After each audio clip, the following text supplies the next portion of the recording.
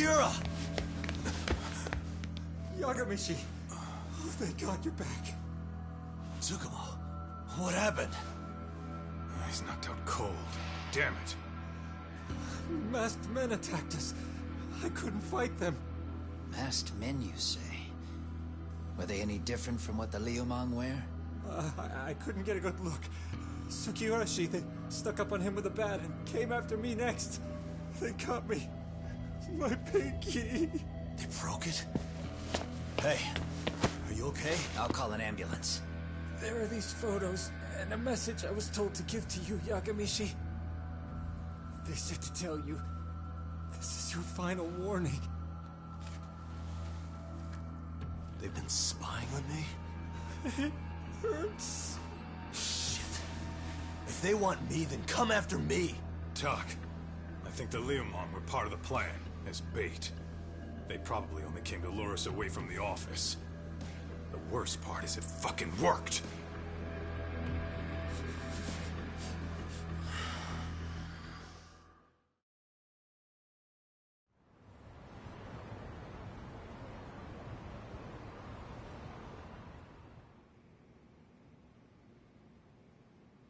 This camera ought to show everyone coming in and out of the building. Look, there's me and Kaito chasing down the Liumang.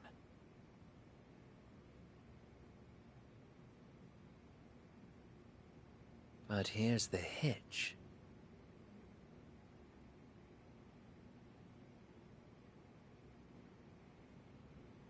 There were 7 of them, and they didn't have those trademark white masks.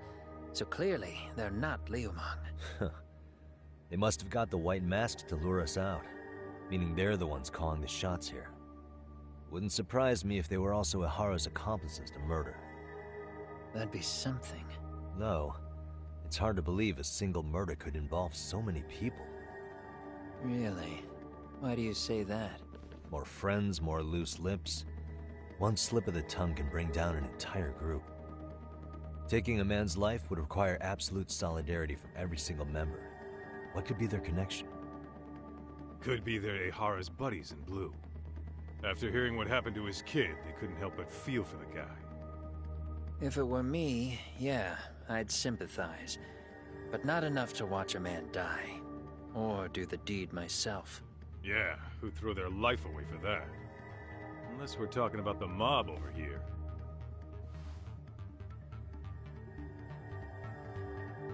That e-cig's that good, huh? Considering the area's volatility, the Liumang are the best bet in the house. But if it's not them... Well, there is the Seiryu clan, but they have some decorum compared to these guys. And then the Komijul, the Koreans, they would never get caught on camera. They're shy like that. Go figure. Impressive list you've got up there, Mr. Handyman. Too bad they're all dead ends. Hey, if there's a crime in Kamurocho, would you know who did it off the top of your head?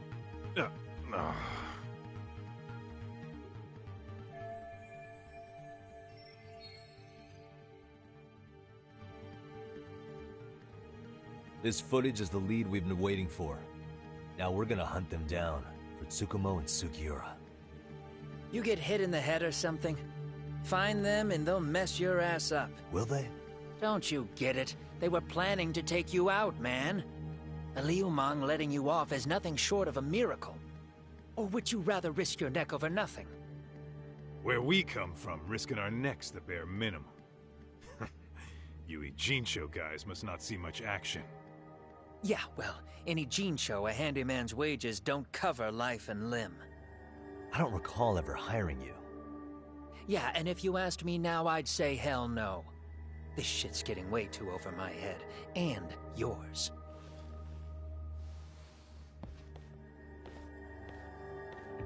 Sorry, Kaito-san. But I'm gonna have to pass on drinks for a while. Send my regards to the lads. Well, hey, never chase what leaves.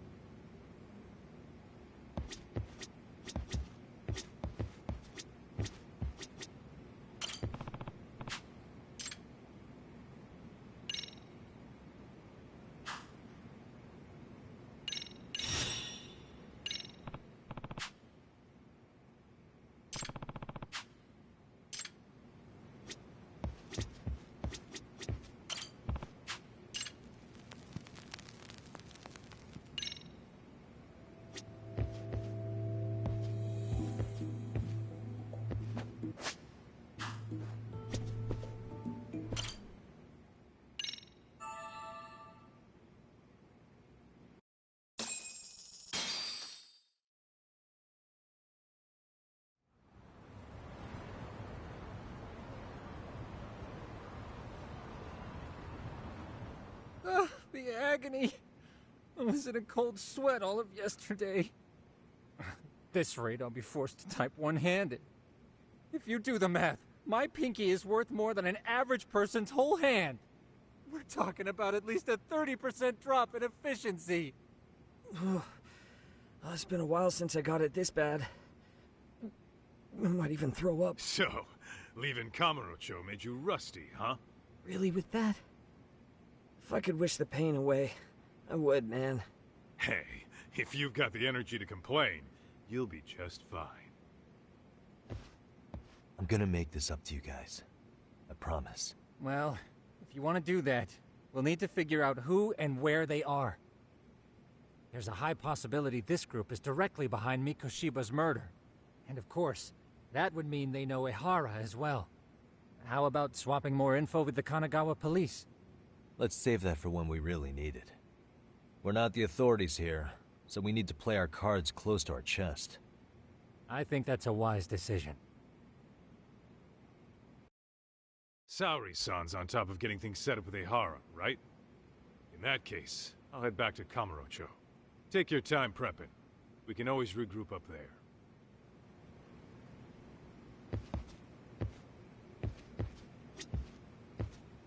Those bastards might have gotten the jump on us. They won't be so lucky next time. But for now, I should probably take it easy.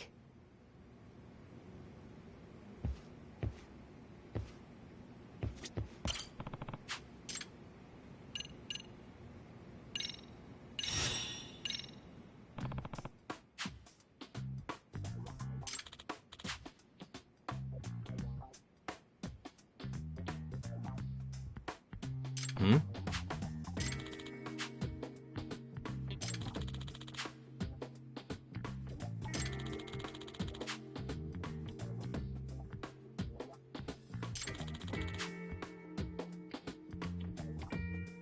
Does that mean...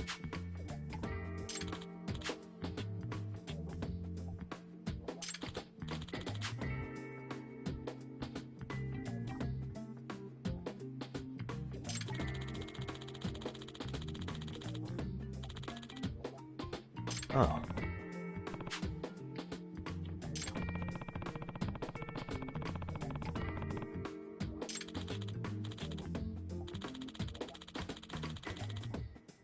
Hmm?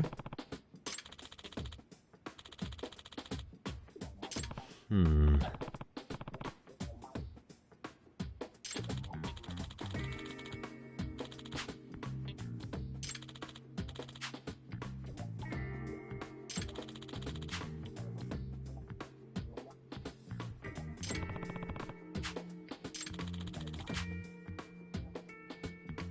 I see. Yagamishi. Nope. Well...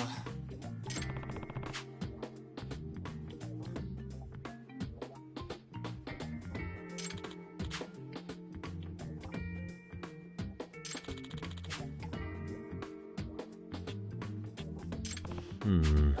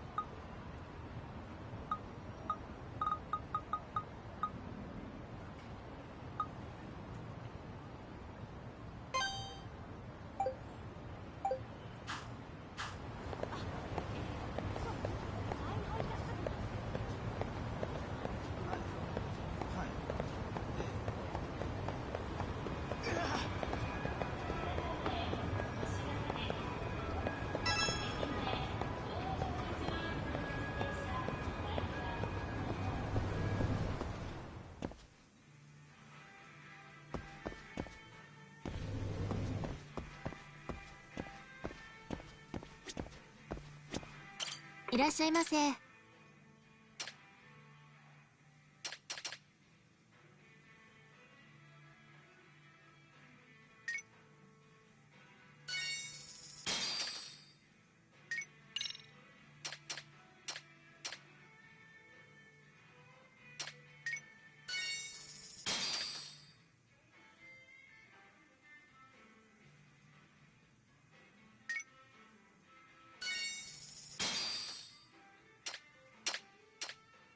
ありがとうございます。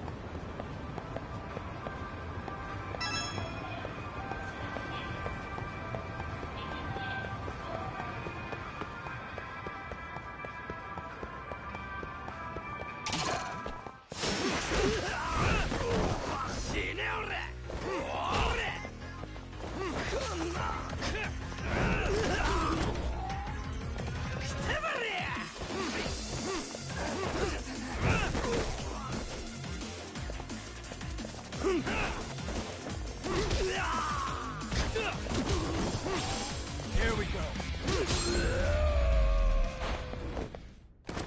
Really, guys?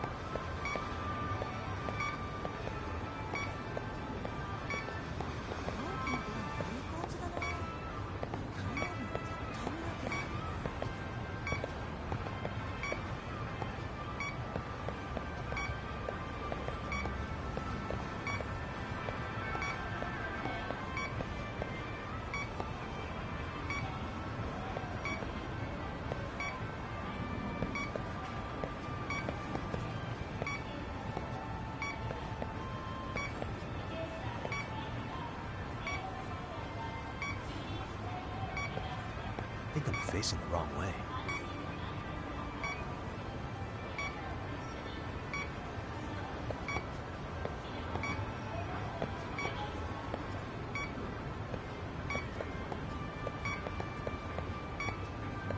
Not really picking it up.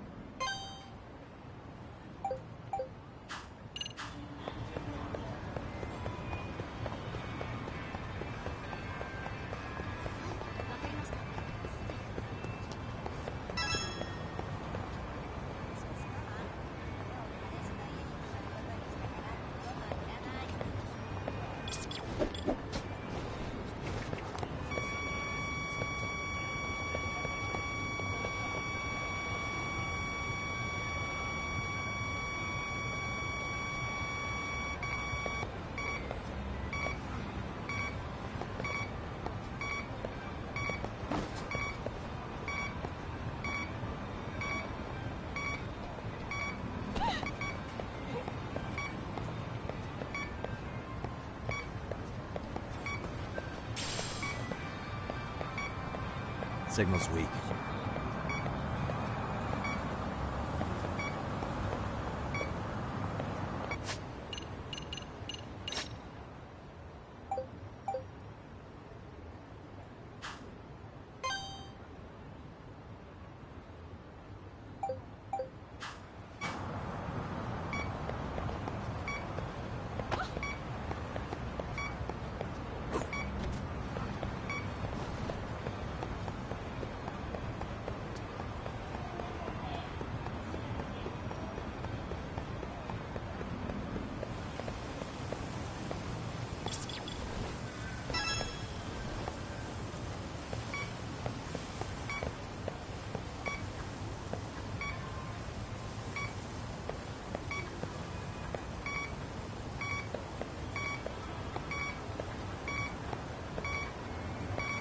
Signal's close.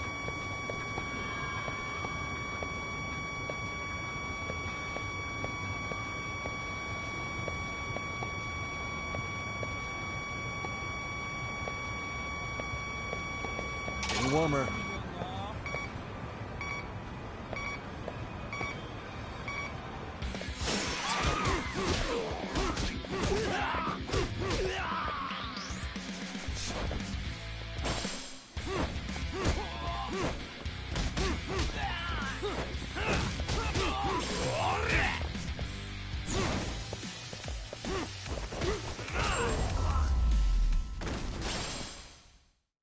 What a waste.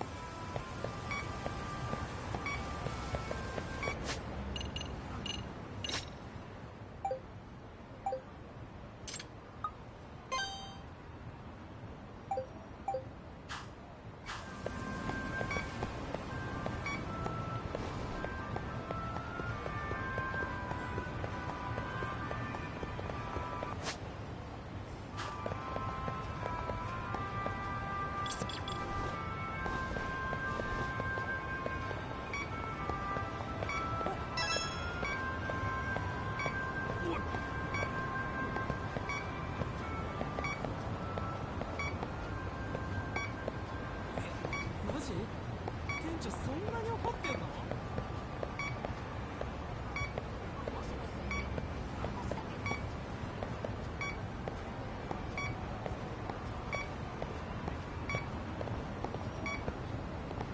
Signal's up ahead. Bingo.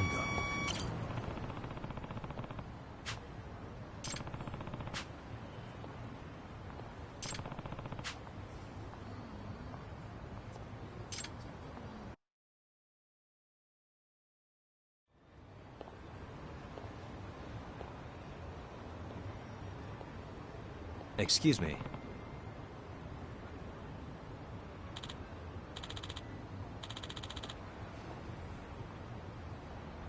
No.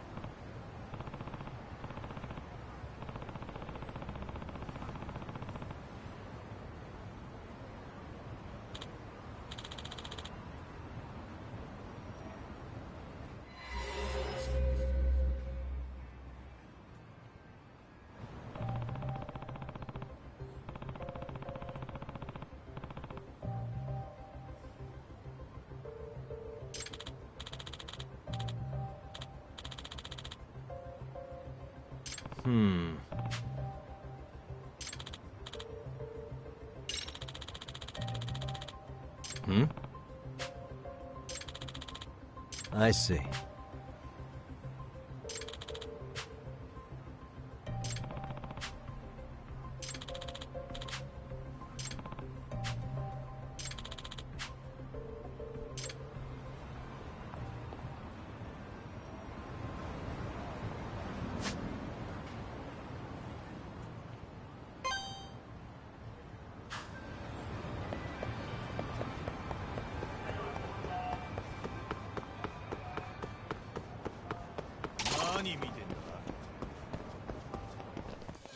For real?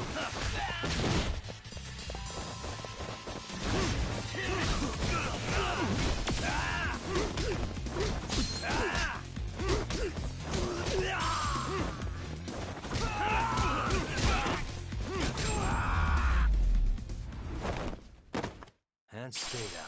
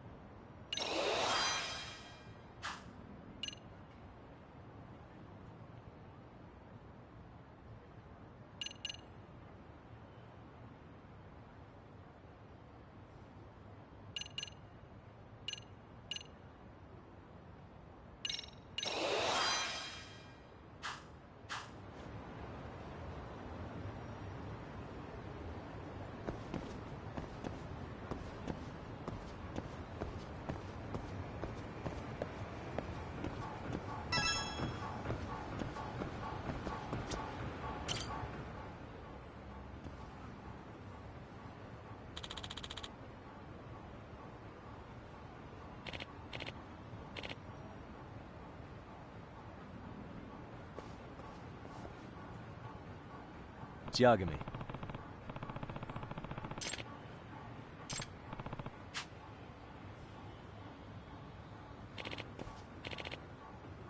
Yep.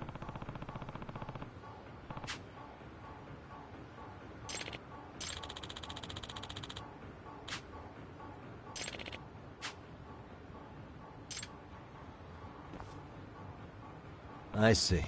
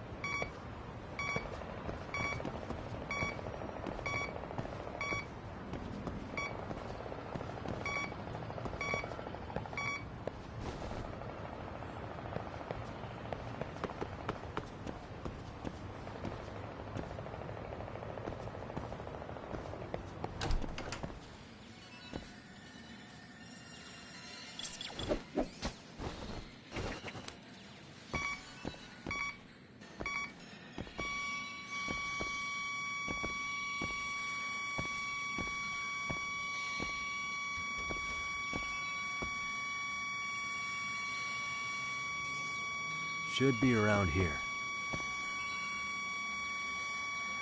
Here we go. Bingo. Here we go.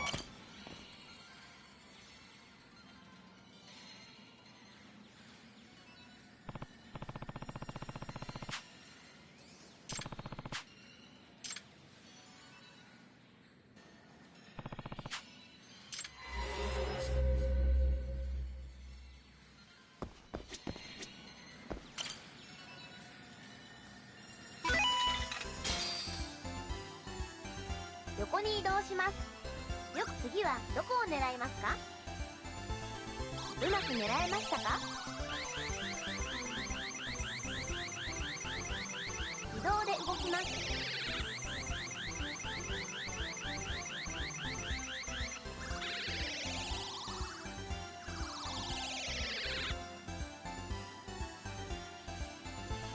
横に移動します。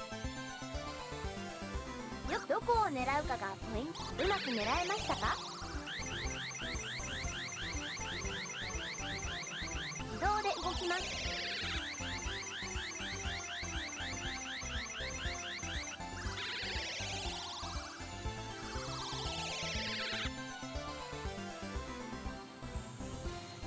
こに移動します。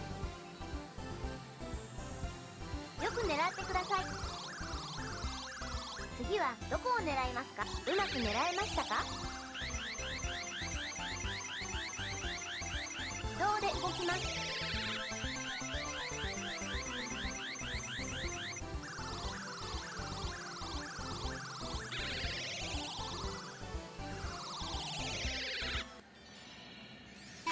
次に進む。よく狙ってください。どこを狙うかが移動します。うまく狙えましたか？自動で動きます。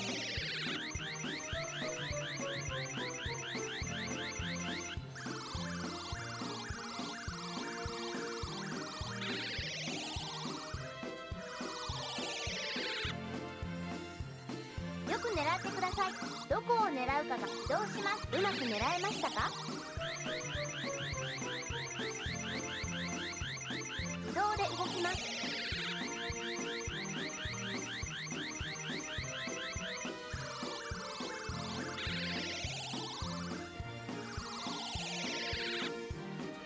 どこを狙うかがポイントです。うまく狙えましたか？自動で動きます。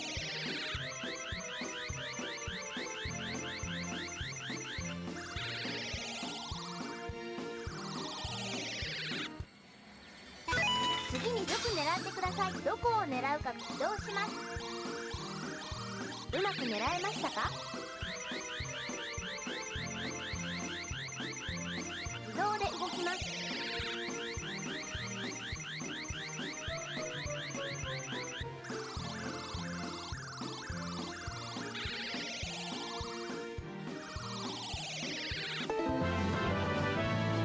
おめでとうございます。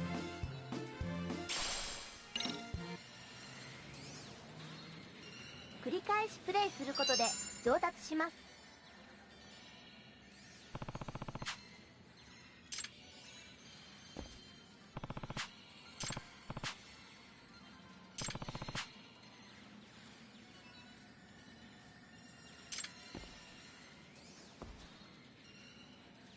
Excuse me.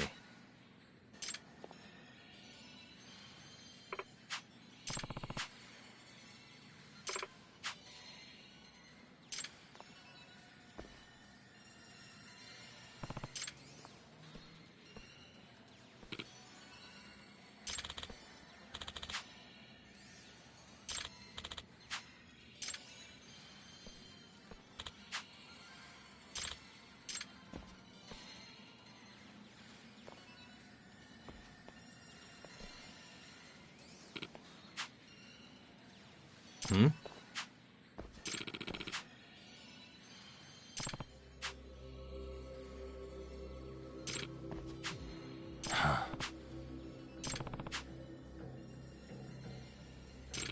No way.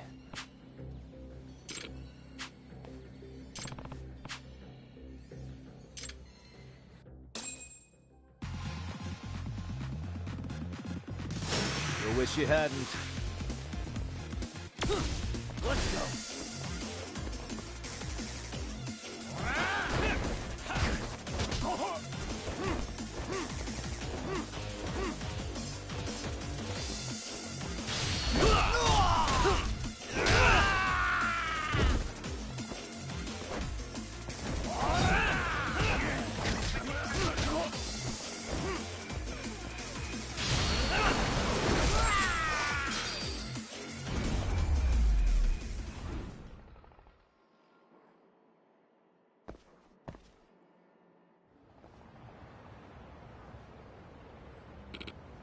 Hey.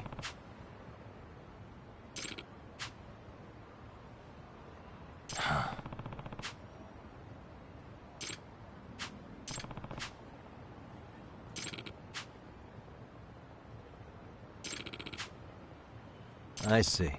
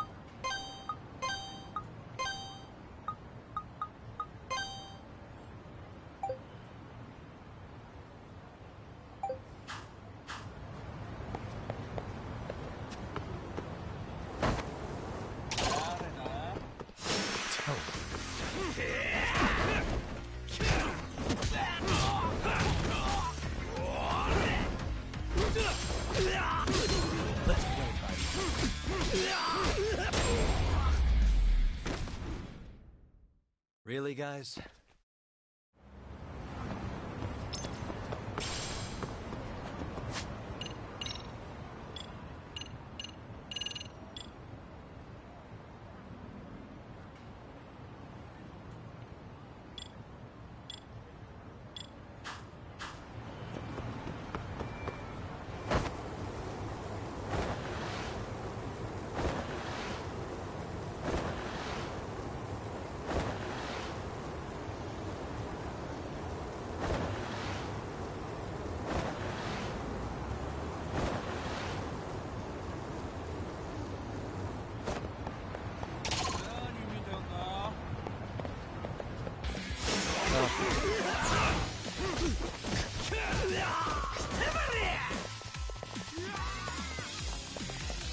That all you got?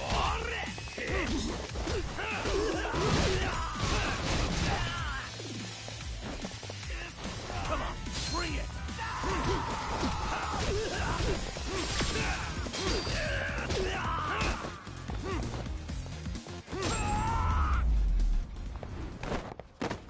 And stay down.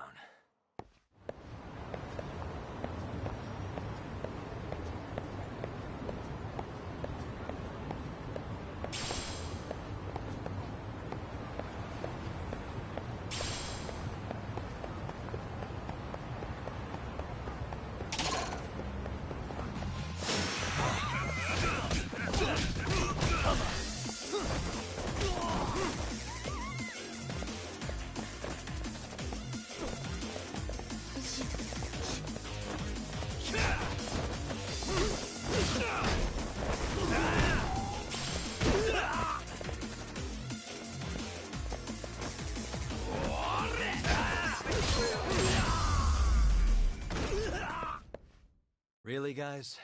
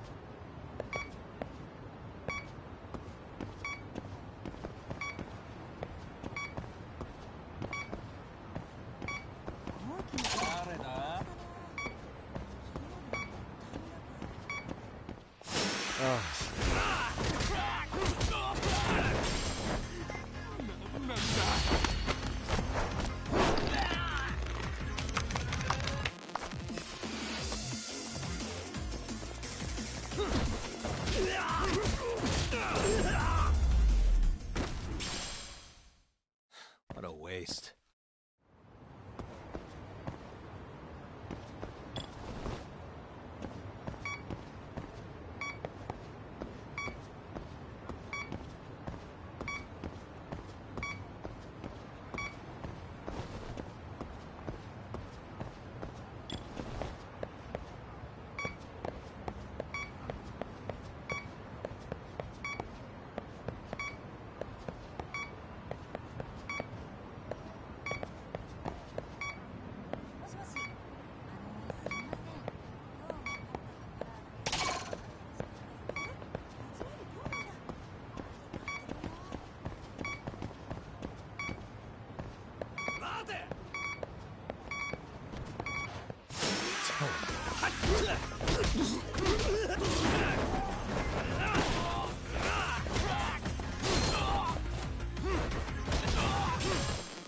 Here we go.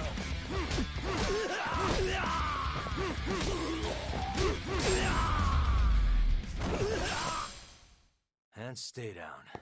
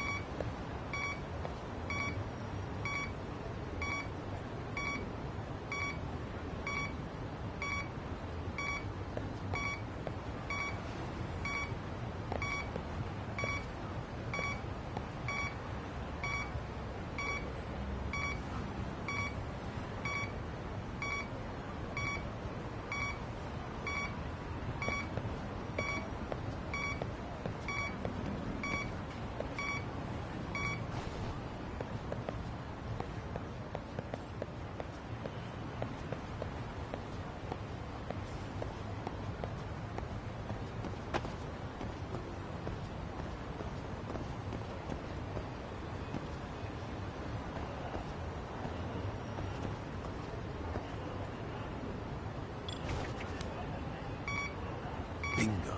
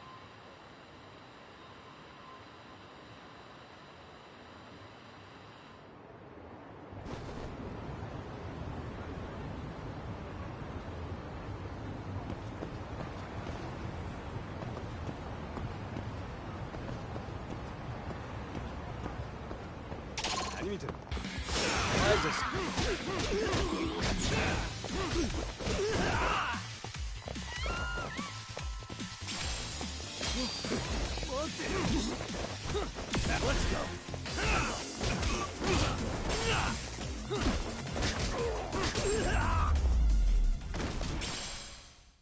Really, guys?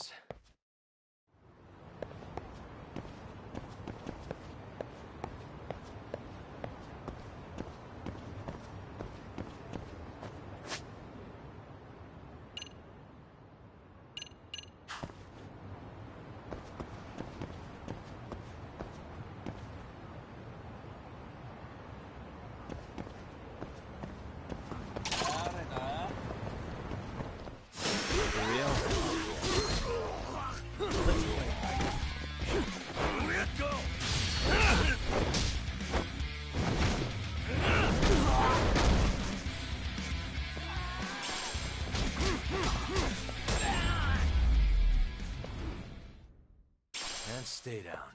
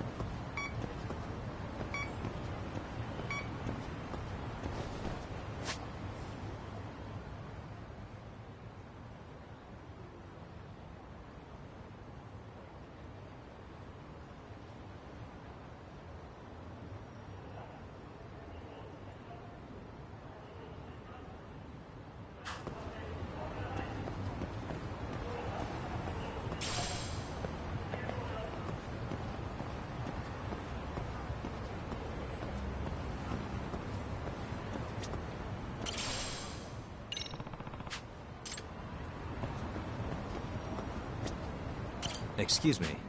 ありがとうございました。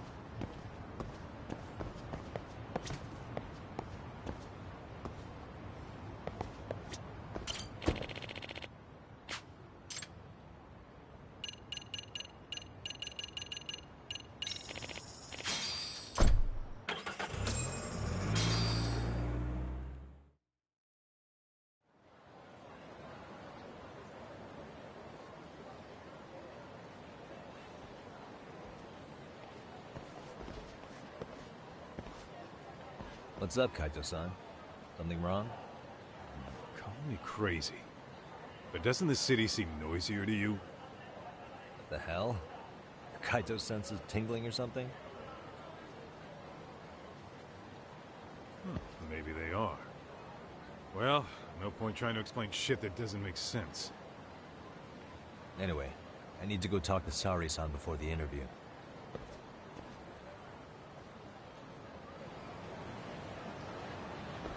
Let's roll, Tom.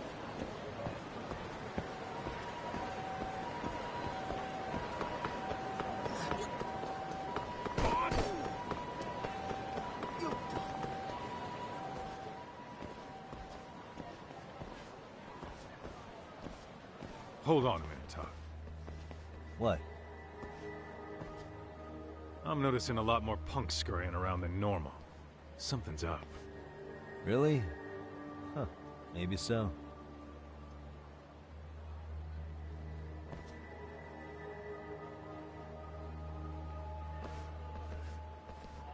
Hey, don't I know you two? You're detectives around here, ain't you? Yeah, so what? You ever seen this guy before? A few years ago, he was the manager at some girls' bar nearby.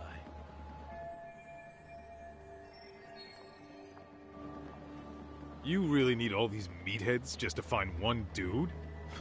Must be one slippery eel. Damn right he is. Now, do you know him or not? I'm thinking.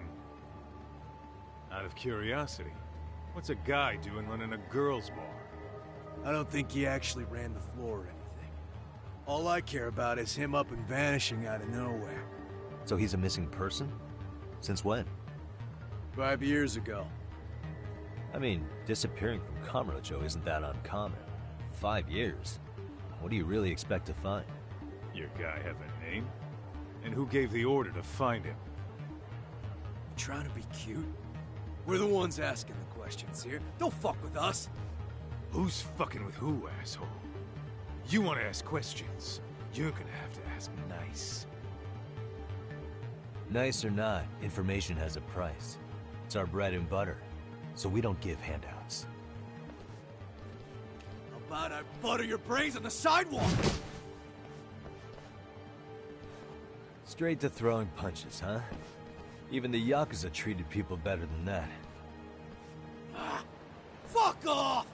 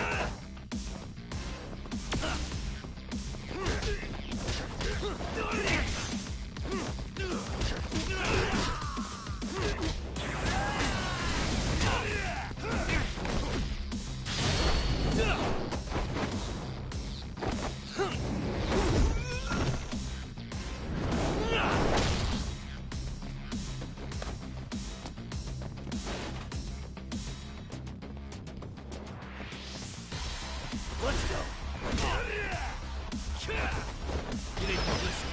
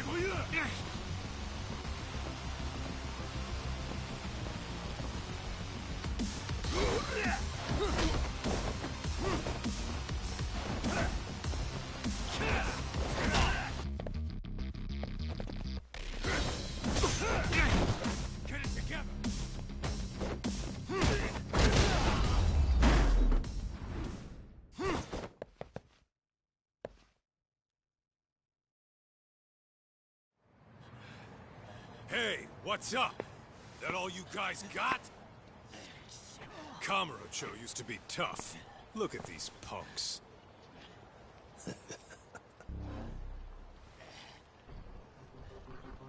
Kaito-san. Huh? It's Akutsu. First name Daimyo. You know him? Former Tojo clan guy, ex-Yakuza.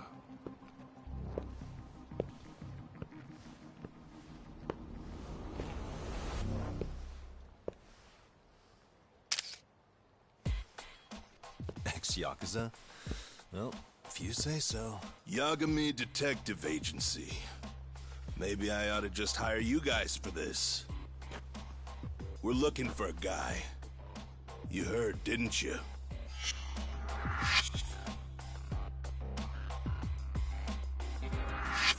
This guy you're after, he was some kind of girls' bar manager here in town? I take it this manhunt is your idea? Nah. Soma's taking point on this one. Came from one of his connections. There's gonna be a big pile of cash in it for whoever finds him. Practically all of Kamurocho's in on this race. And Soma is? He's the one in charge of the RK gang. Of course, he's former Tojo clan too. First name Kazuki. That's crazy. Did the whole Tojo clan join this thing? Kaito would know all about all the bullshit rules it takes to keep the Yakuza running. They'll take their cut from you and call it the honorable thing to do in the same damn breath. Right, Kaito? In this new age, wouldn't you be better off joining us? You guys are too small time to pull that shit on me. You know what else, though? In the Yakuza, if your boys went down, it was on you to get revenge for them. I don't give two shits about that these days. I would say, if there's someone disrespecting you, you might as well go get the jump on them.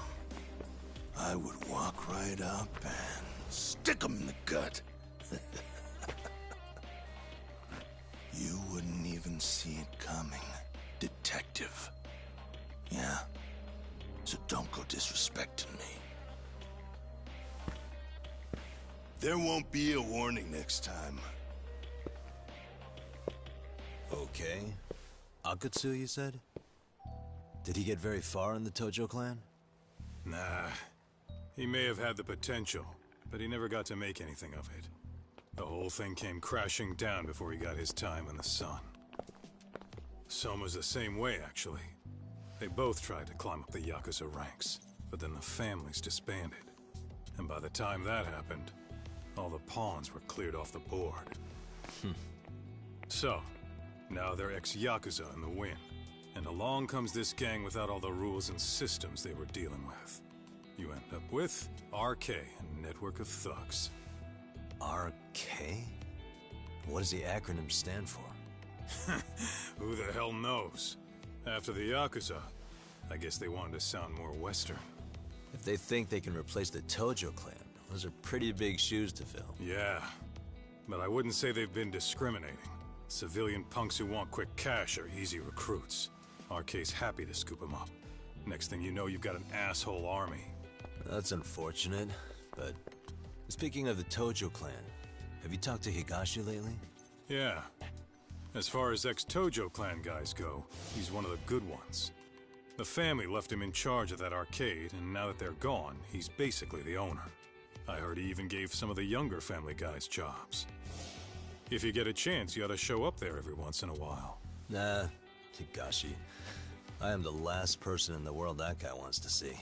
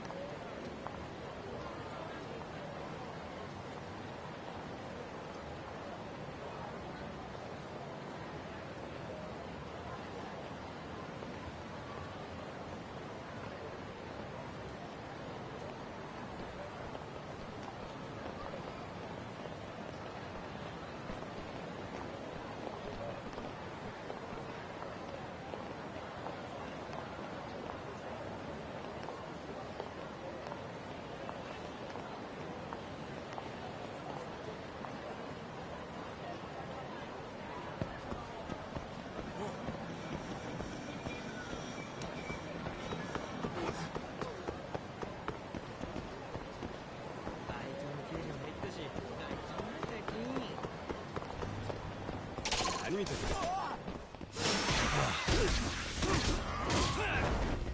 play back.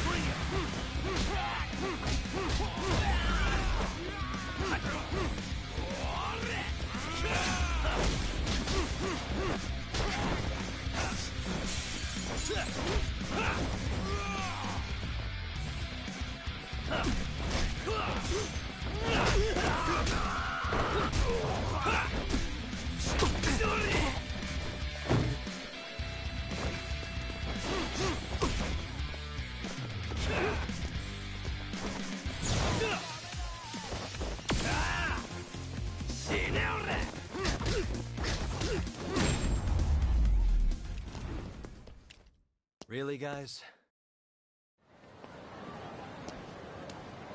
Let's hit it.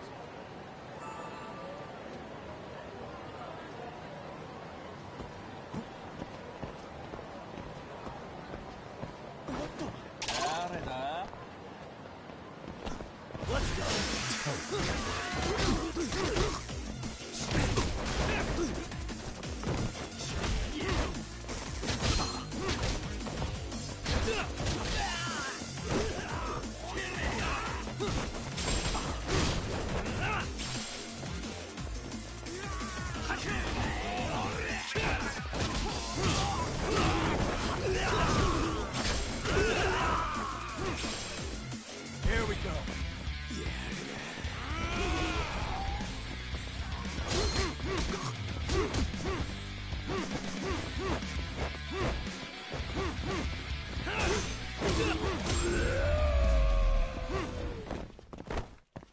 What a waste. Let's roll, Tom.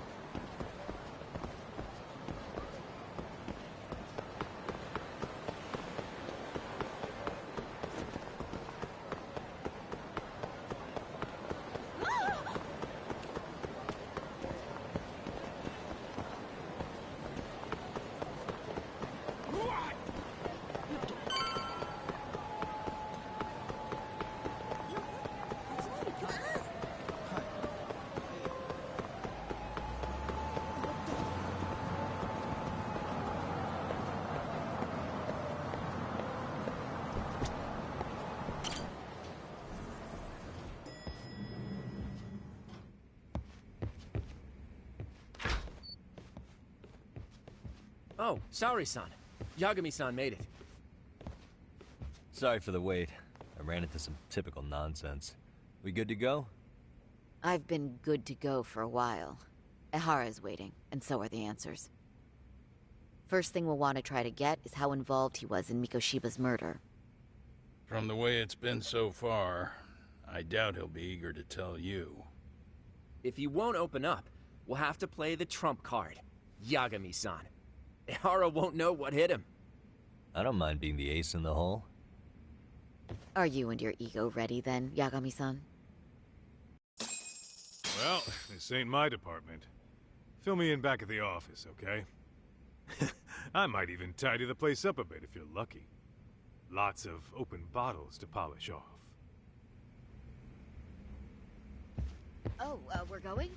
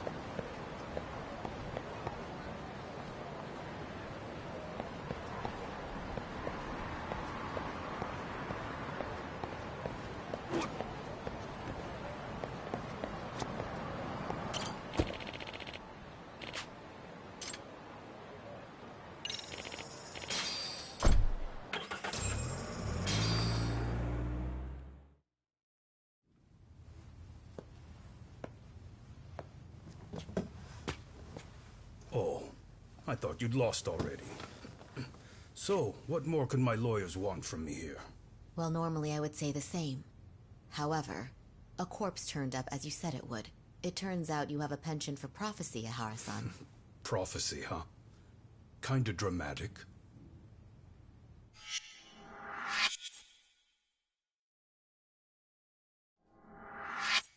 No Hoshino today? Did you fire the poor guy? Yagami's my name, sir. In a past life, I used to work with Genda and Saori-san. But today, I'm at Serio High School in a contract advisory role for one of their clubs. Serio High School?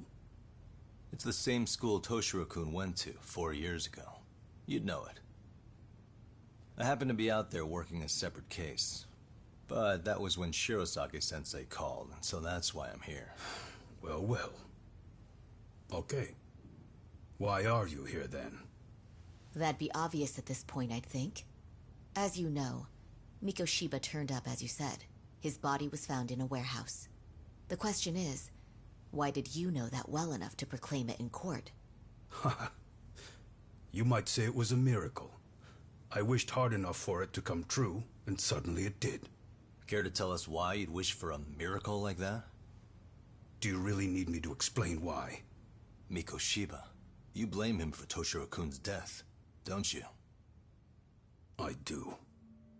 Even though when you took the school to court, no evidence turned up. A third-party investigation found no bullying occurred, didn't it? At school, Mikoshiba tortured my son.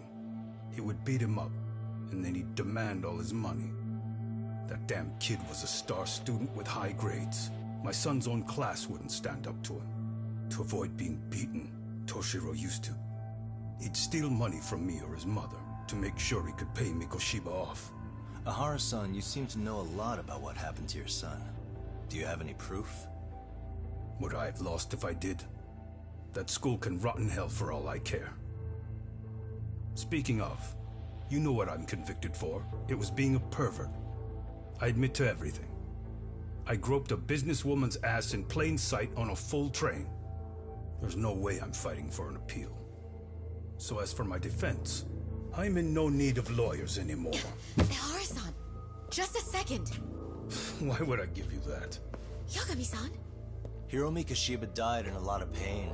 His final moments were truly horrific. The last thing he felt must have been fear. After slitting his throat, his body was left to rot. Doesn't that sound great?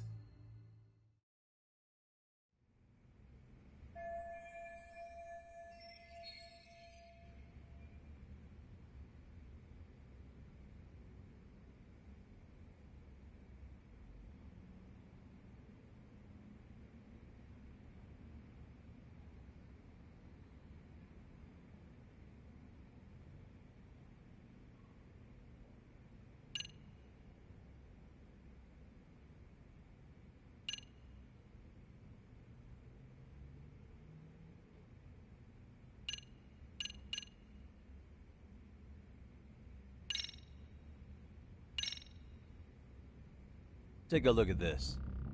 Oh, Mikoshiba. Looks like he's seen better days. Where'd you get the photo? From a teacher at Serio High. But where she got it is the interesting part. A strange woman gave it to her and said to stay away from the Mikoshiba case. You remember Sawa-sensei, yes? She transferred to Serio 4 years ago, not long before your son passed away. Yeah, not a face I'd soon forget. She told the whole court he was never bullied. True. She did say that. And it's not just her I detest. The administrators, the lawyers.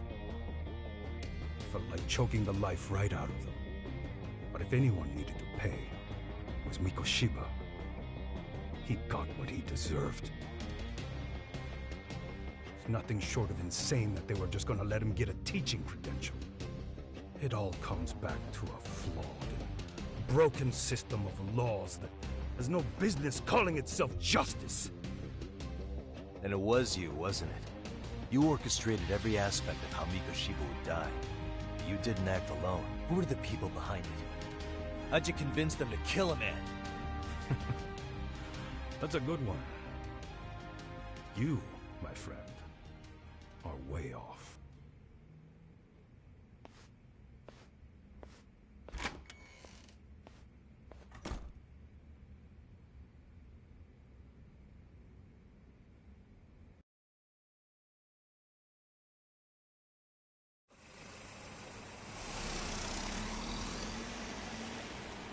The way that interview went, Ihara's definitely guilty. But if we can't connect him to the murderers, we're left with no leads to follow. Yeah. Kept that secret on lockdown, no matter what I asked. What could possibly link Ihara to those men? Damn it. And I was so close, too. To think they're still somewhere in Ijincho. I need to find them before the trail goes cold. So you're heading back to Yokohama? Not tonight. Kaito's waiting for me in the office. I'll be in town for now. Okay. If anything changes, I'll contact one of you.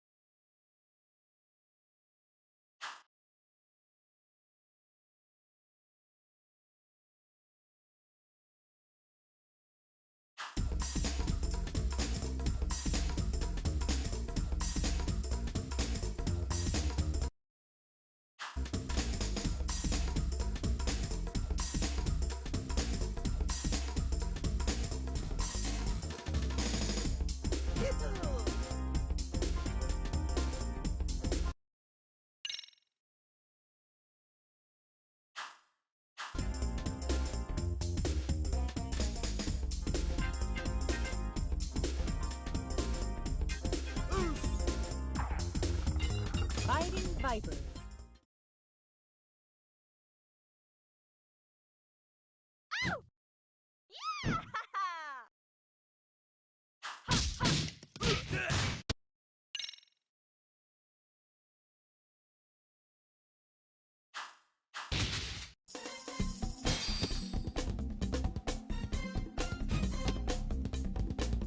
Fine. Round one. Let the action begin. Go!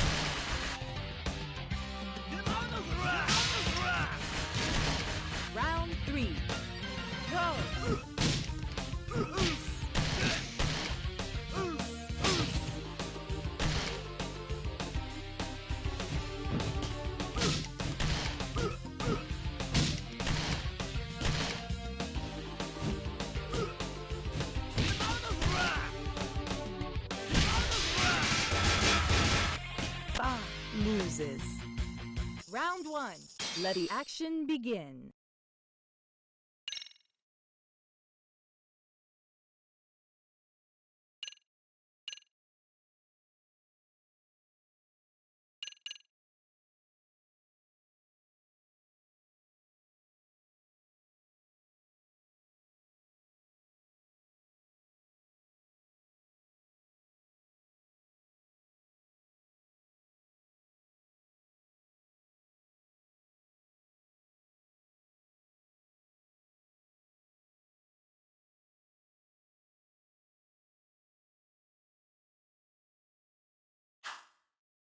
Go!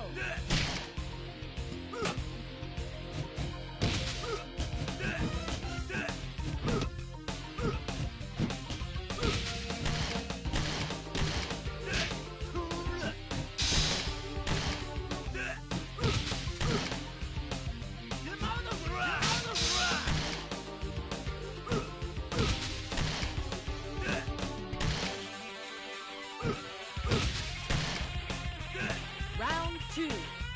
Go!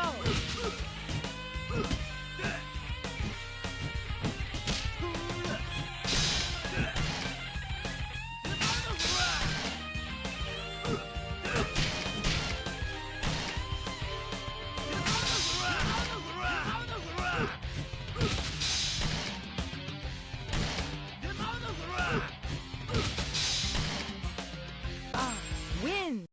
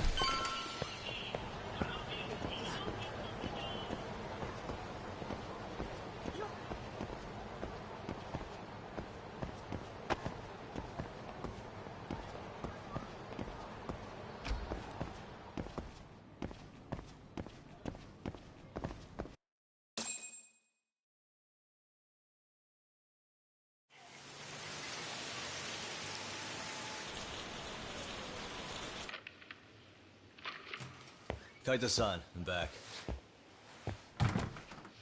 Kaito-san? Hey, did you see that email from Tsukumo? Huh? It wasn't that long ago. It's something you gotta see, though. What is it? Something happened? It's the murder footage. Mikoshiba's murder ended up on the internet. It's going viral on all the social media sites. You gotta forgive me. I'll do anything you want. I didn't know he'd do it. I swear. Toshiro-kun was okay. I didn't know he'd kill himself. I really didn't know. I swear I'll try to make it up to him somehow. I'll spend the rest of my life making up for it.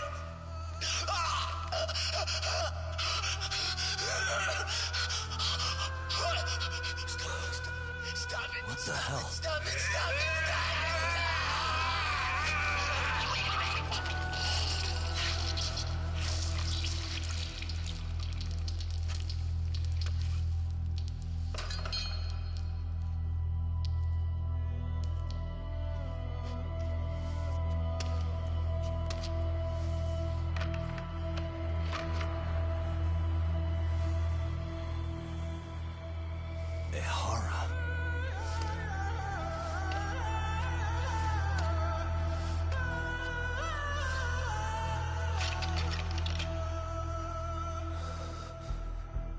Ehara has an alibi for this, doesn't he? They already found him guilty, and that's the whole reason he couldn't have killed Mikoshiba, right? But if that's the case, what the hell is this? One way or another, either this thing is staged, or his entire alibi was a massive cover-up. They can't both be true. But there's something I just can't shake. If you want my opinion on it, this looks real. I need to have another chat with O'Hara. Damn it. I'm not gonna let him get away with this.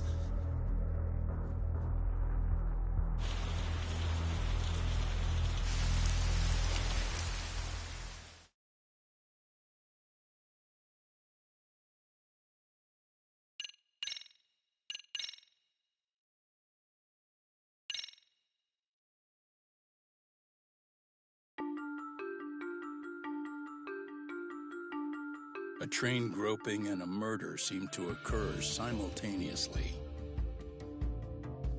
Yagami relentlessly pursues these cases, attempting to poke holes in each. After confronting Akihiro Ehara, the key figure in both crimes, he witnesses a harrowing video that provides more questions than answers.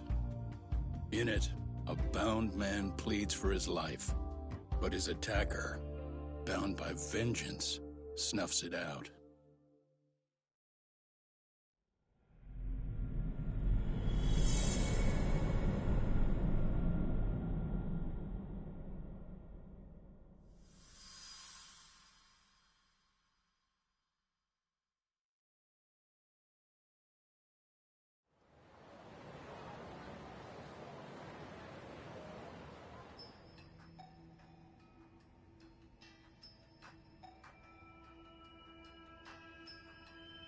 So the murder footage is already making the rounds online. I don't think it's showing up on TV, though. Yeah, the net's a mess right now. It's all unsubstantiated rumors and unverified sources. Typical, really. An ex-cop going from by-the-book sex offender to vigilante avenger overnight is prime forum drama. Sentiment seems to be swinging in favor of Ehara, but there's plenty of folks on the fence about it, too. The reactions have been all over the board. Do we know if that video is authentic? I mean, CG has come a long way, right? Oh, or perhaps a deep fake. That is plausible. AI has reached the point where it can generate pretty convincing facsimiles. Someone even made a video that made it look like the US president was saying a bunch of crazy stuff. And that's just the tip of the iceberg. Deep fakes are only getting more authentic looking. Can't guys like you tell if a video is fake or not, though? Aren't there any signs? Oh, there are several telltale signs of a video being doctored. So I ran every check I could think of on the murder footage. And wouldn't you know it, nothing came up. Most likely, we're looking at the real deal. Most likely? Well, no one can claim with absolute certainty that it wasn't altered in some way. Which means it's not substantial enough to prove Ehara's guilt. At least not in a court of law. Gotcha. Do you know when and where the footage was uploaded? It was posted sometime last night, but the source is too hard to pin down. The uploaders spread it across multiple servers overseas in a well-concerted effort to hide their tracks. Makes sense. But I'll bet it ultimately came from Mikoshiba's killers, no matter how real or fake it is. How do you figure? Think about it. No one could have staged that unless they knew the specifics of how Mikoshiba was killed. From how he was positioned to little things like the blood on the ground, every last detail was just as the detectives described it. That's a good point. All this browsing's really taken a toll on the old pinky.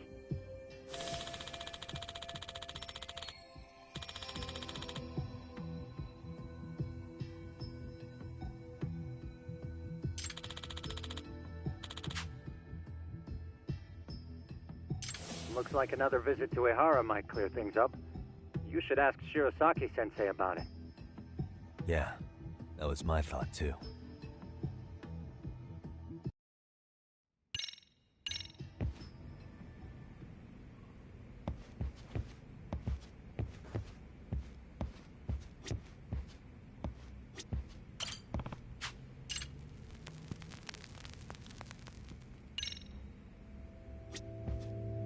Let me get this straight. Ehara went and felt a lady up on the day Mikoshiba got killed on purpose? If that's the case, Why the hell would he upload a murder confession after the fact? Is he trying to get caught? Only Ahara could answer that one for you. I want to ask him that question myself. So, we're off to see Saori-san then? Let's roll, Talk.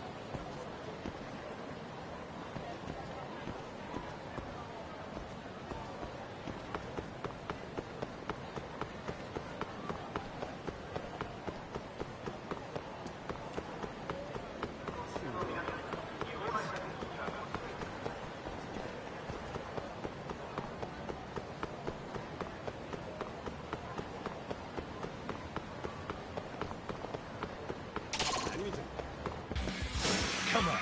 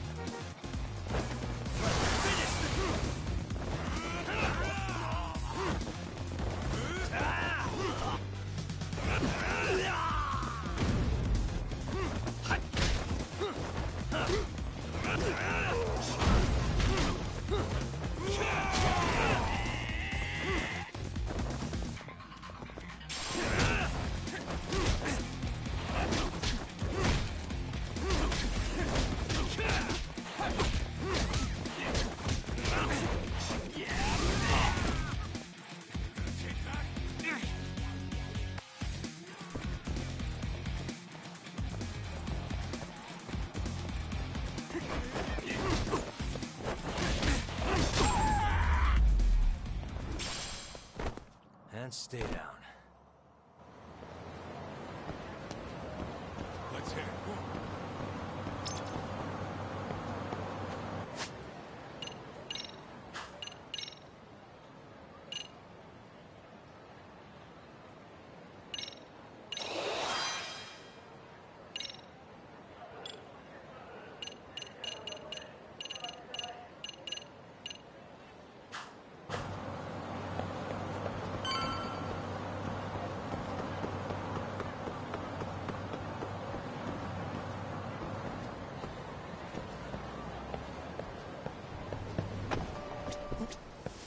いらっしゃいませ。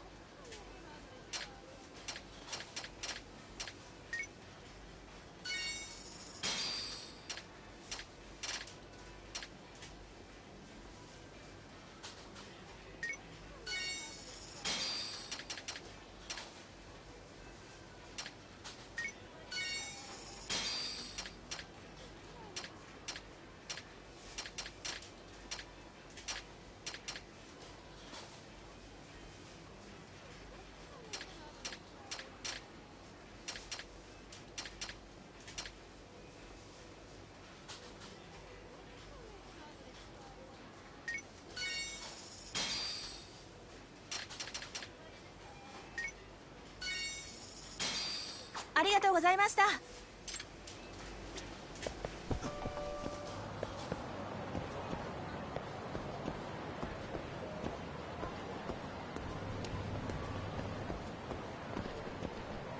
誰だ? I wish you hadn't.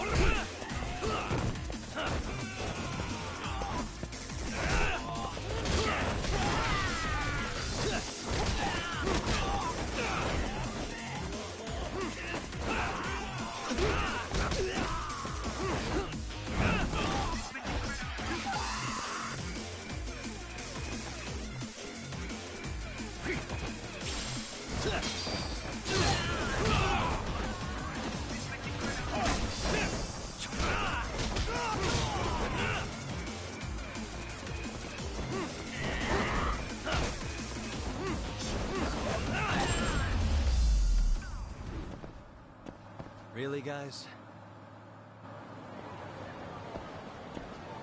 Let's roll, Talk.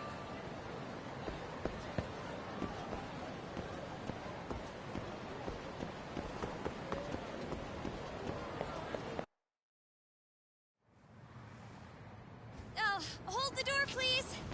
Huh? Mafia, you're here? It's been too damn long, Mafia-chan. Yeah.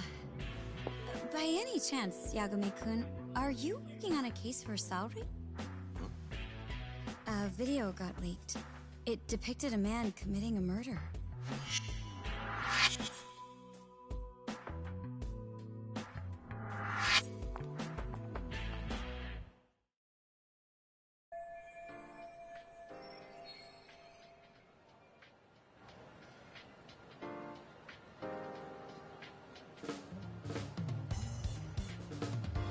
Are you here about the Ahara case too?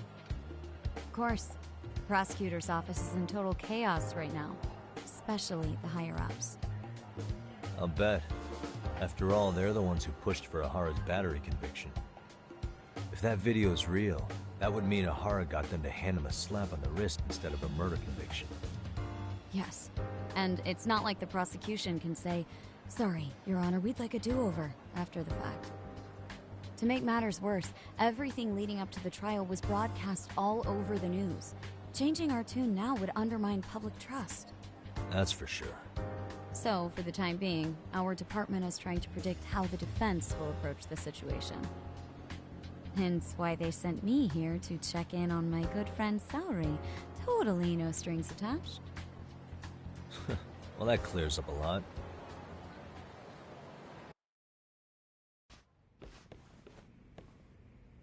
There you kids are. Figured you had to show up sometime. Mafia? You're caught up in this too? Yeah, she ran into us downstairs. I'm sure you can work out that I'm here to spy on you. But wouldn't you like to know what we're up to as well? Are you sure that's your only motive coming here? Sorry? Something like a professional excuse to see Yagami-san? In your dreams? I had no idea Yagami-kun was involved until just now. All right. I'll accept that. For now. Gotta say, I miss this little banter.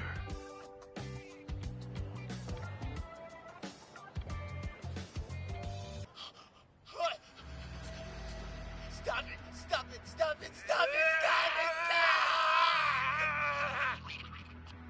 Needless to say, our office is going through this footage with a fine-tooth comb. That said, they've already determined their stance.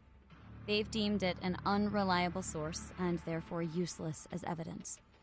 Basically, they want it to look like it was considered and already thrown out. Huh? So, they're not gonna verify the video? Not even question Ahara about Mikoshiba? Nothing? Nope. Not after it was proven in court that Ahara committed sexual battery on October 7th. I mean, wouldn't you say a conviction has a certain finality to it? Besides, there's no way Ehara could have murdered Mikoshiba within that limited time span. Right. Which means the murder video doesn't really add up, does it? What are you getting at? I'm saying the prosecution believes the video has been falsified. Special effects, CGI, whatever it is, they're not buying it. Huh. Furthermore, the prosecutor pushing that stance was the one who handled Ehara's trial. And that is? His name is Sadao Takano. He was the one gunning the hardest for Ahara the first time around, especially considering his officer status. He kept insisting justice be served, which got the public behind him rather quickly. He certainly looked the part of the people's prosecutor, grilling Ehara in court. So what you're saying is, Takano could never accept anything but Ahara's original sentence. Since this footage of the murder contradicts that finding, he just thinks it's a sham. Yes, and he'd add that a fair trial's result can't be challenged by some video on the internet. Well, who could honestly trust a system that changes its mind so easily? Both the prosecutor's office and the court are beholden to the case as Takano-kun presented it. But that's just sweeping the issue under the rug. It has a domino effect, too. The police are beholden to the verdict we got, so their hands are tied. This applies to both Tokyo and Kanagawa. Really? Why's that? Supposedly, they don't want to get involved with Ehara until they're sure the video is real. If they come in with a list of questions about the murder, it'll show that doubt's being cast on the original ruling. Yeah, but no one can prove that the video's real. Right. There's no way to verify the legitimacy of an untraceable video. But if the police aren't allowed to see Ehara, he'll never even become a suspect in the murder. That means he's untouchable. Exactly. None of the detectives are happy about that. Especially down in Kanagawa. Their job is to bring in a suspect, but their leads are all ending up at the same dead end.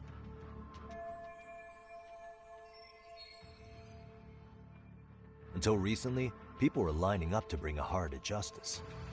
Yet somehow his involvement in a murder totally derailed that. Don't be so surprised. No cop would ever want to undermine a ruling based on their own findings. Anyone who wants to go against the grain's gonna need hard evidence on their side. So the case goes cold, all to save face for the court and the prosecution. If Ehara really did commit murder, it'll have been the perfect crime. This debacle only serves as proof. True. It would turn the trial into a farce. There's no way we're letting this go. But wouldn't challenging this mean going up against the entire system? Yeah. That scare ya? Not at all. In fact, I was just thinking, we're the only ones who could take a case like this. Ha! That's the good shit, kid. This whole time, we've been writing off Ehara as a convicted sexual predator. But it's looking more and more likely the court played right into his hand. As for me, I'm done being played for a fool. Then you've heard what I came to say. And with that, I will be on my way. But if you need help, just ask. I think we're good for now, but thanks. That did clear up a lot. No problem. See ya.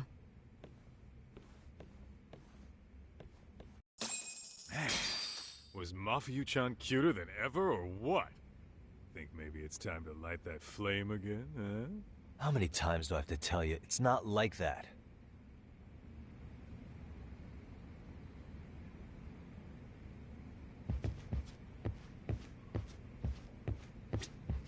Mafia-kun's pretty popular now, you know. A looker like her, I bet criminals line up for their day in court.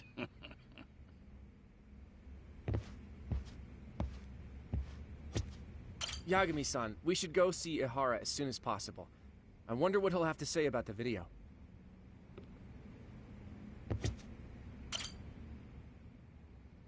Anyway, what I'd like to do is ask Ehara about that video face to face. Any chance we could see him again? I was actually about to suggest that. One moment. It's from Ehara's prison. What? Hello? Yes, this is Shirosaki. Yes, I can talk. His prison? Why would they call us directly? Guess we'll find out. Understood. I appreciate the candor. That was one of the prison wardens. He was asked to convey a message from Ehara. About what? In short, he won't be speaking with his representation any further. You're joking. To be more specific, he said he's not taking any more questions. It seems he fully grasps the situation, even in custody. How is that even possible? I'm guessing the murder footage that was uploaded yesterday was also planned out in advance. That or Ehara's conspirators have to be filling him in. How else could he predict we'd try to see him again so soon? I can see either of those scenarios making sense. But only someone on the force could be leaking insider information to him like that. Damn. This shit's turning into a full-blown conspiracy, eh, Doc? Whatever it is, it's screwing up our plans. Yeah, the timing couldn't have been worse. Now what are we supposed to do? Come on. There are plenty of leads that don't involve grilling the culprit. Yeah? I'd like to hear them. Well, if it were me, I'd start with Saori-kun. Okay. The first thing I want to learn is whether Ehara is really the murderer in this footage. Given the entire sexual battery incident as an alibi, there is no way he could have murdered Mikoshiba. However, this new footage knocks the bottom out of that premise. Right. Either his alibi or the murder footage. One of the two's been fabricated.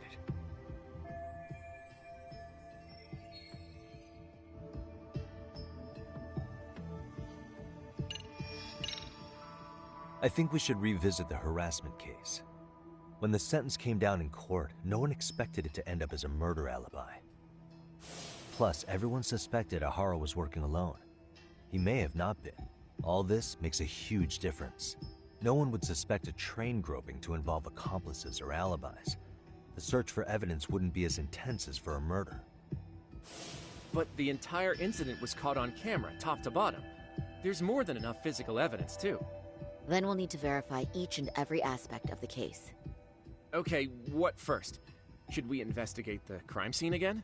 Maybe we'll discover something new if we check out the station during the crime's actual time frame. No, I think we saw everything we could there. Actually, if we're reviewing evidence, we could do that from right here, couldn't we? What catches your eye specifically? I ask because fabricated evidence would likely show signs of tampering. This would prove Ehara's alibi doesn't hold up.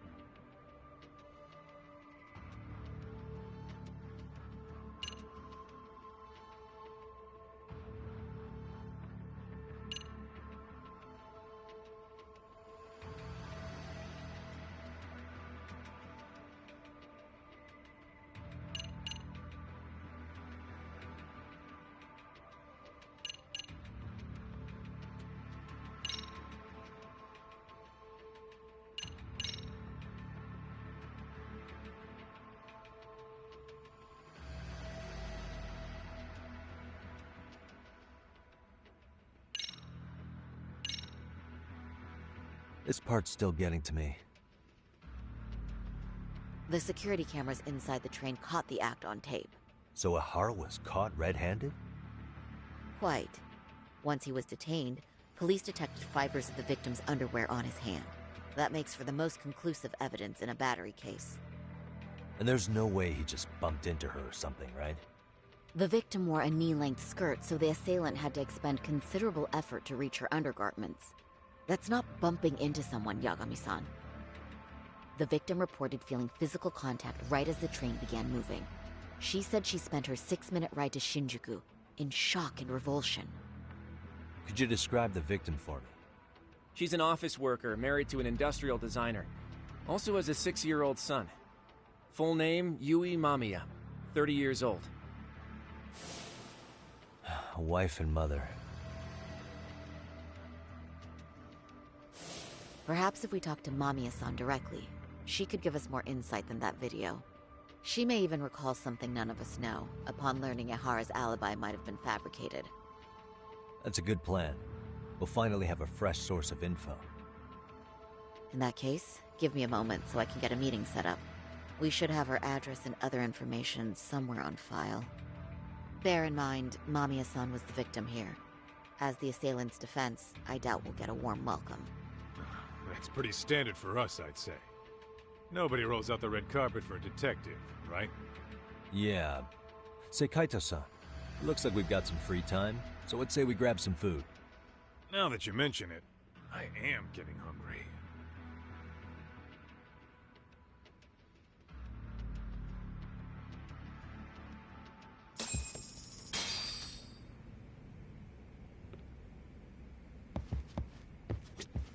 We should have the victim's personal information somewhere on file here. I'll need some time to find it. Feel free to go eat with Kaito-san.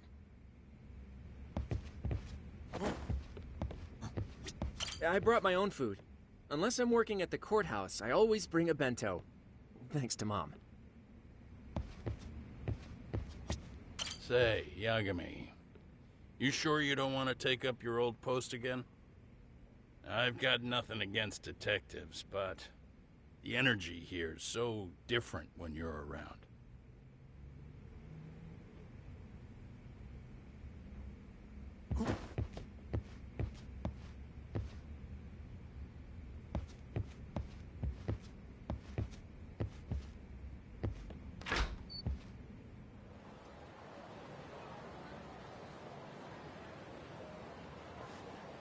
Huh. You think they want something? Bet it's not a friendly hello. They do look like they mean business. This Arcade's idea of an ambush? How basic. Kaito-san, there's more. Over there, too. Same losers from yesterday. Guess they want to settle the score. Looks like they rounded up some buddies and waited for us to show. Well, whatever the hell they want, let's not get Genda-sensei and them involved. Follow me. Okay.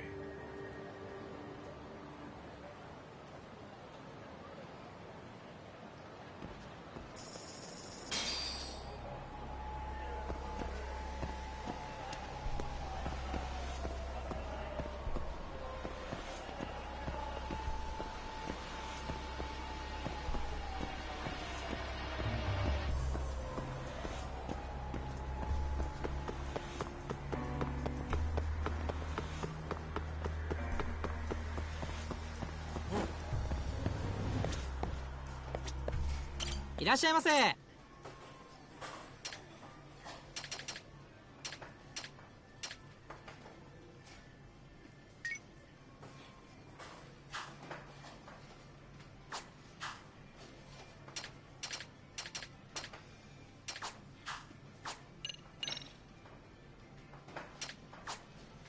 ありがとうございました。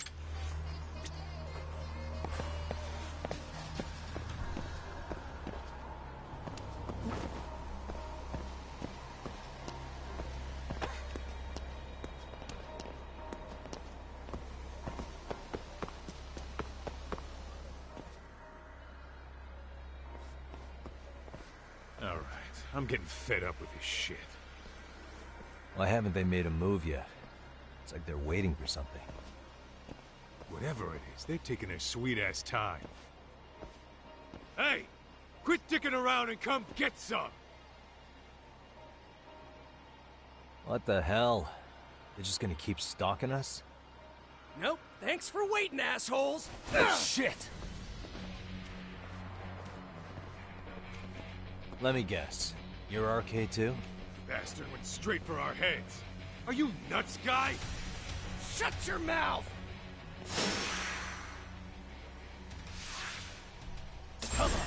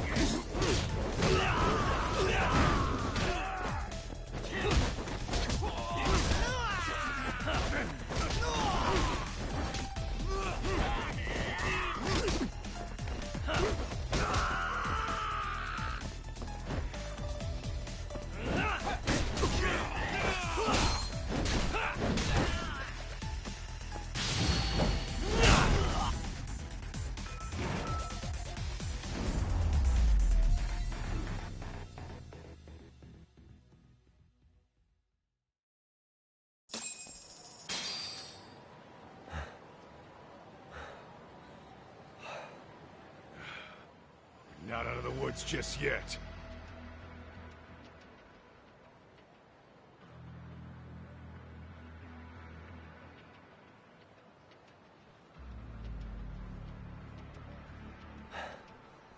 Damn.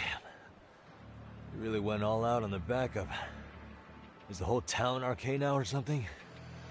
Doc, we should probably get gone before the cops roll in. Why? It's not our fault we're getting jumped.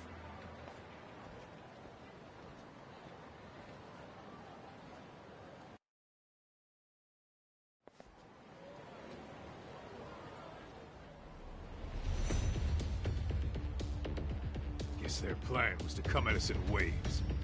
I've about had it with this crap. Yeah. At this rate, we won't be meeting Sari-san and the others. Wouldn't want to drag them into this. Point. So why not hit Arcade at home? Yeah? Why not? Soma and Akutsu are at the top, and they probably remember me. I'll just ask them real nice to keep their goons off our back. Unless you want to keep dealing with these fucking scrubs. I'm fine with making a house call. Any idea where it is? Yeah, a club in the back of Theater Square. Used to be arcade exclusive. Nowadays, I hear they let in thugs from all over. I admit, I'm kind of curious.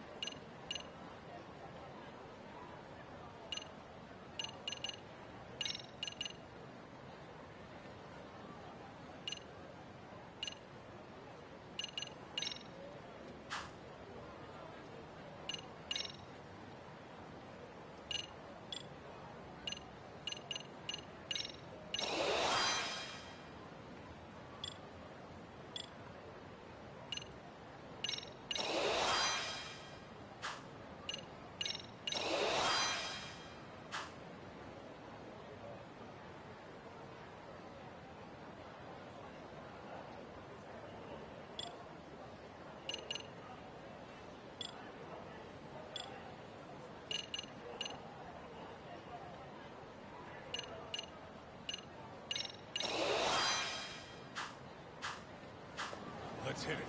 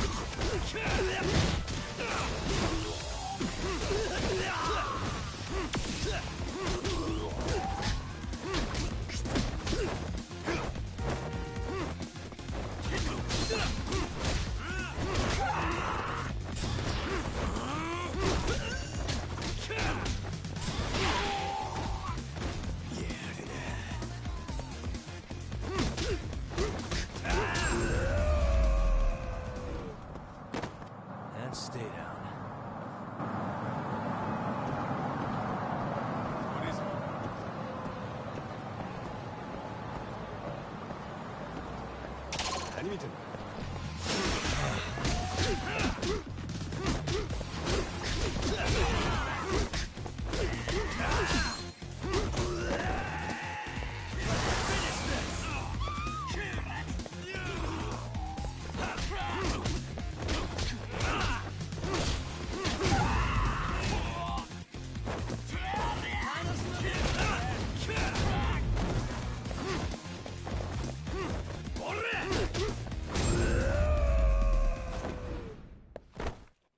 What a waste. Let's roll, Tom.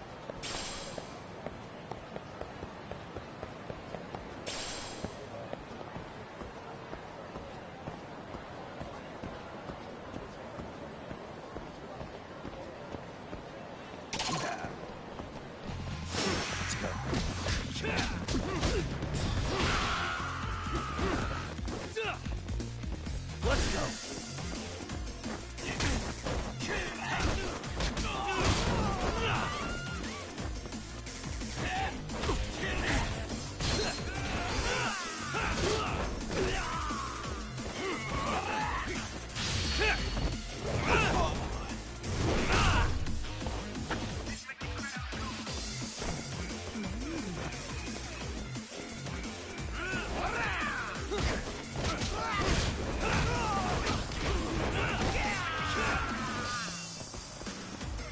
Here we go.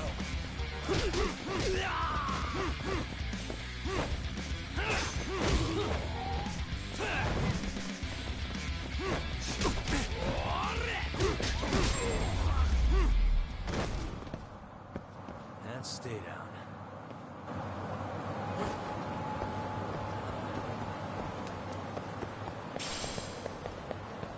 Let's hit it.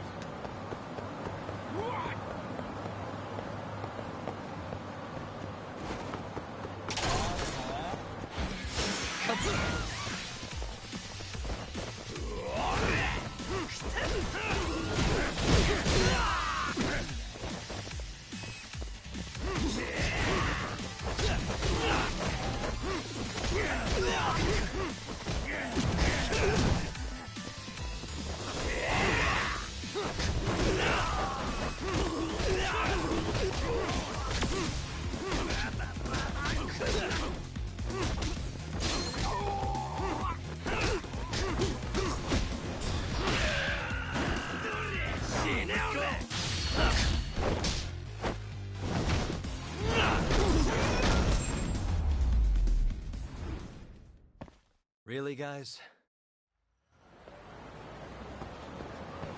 Let's roll, Tom.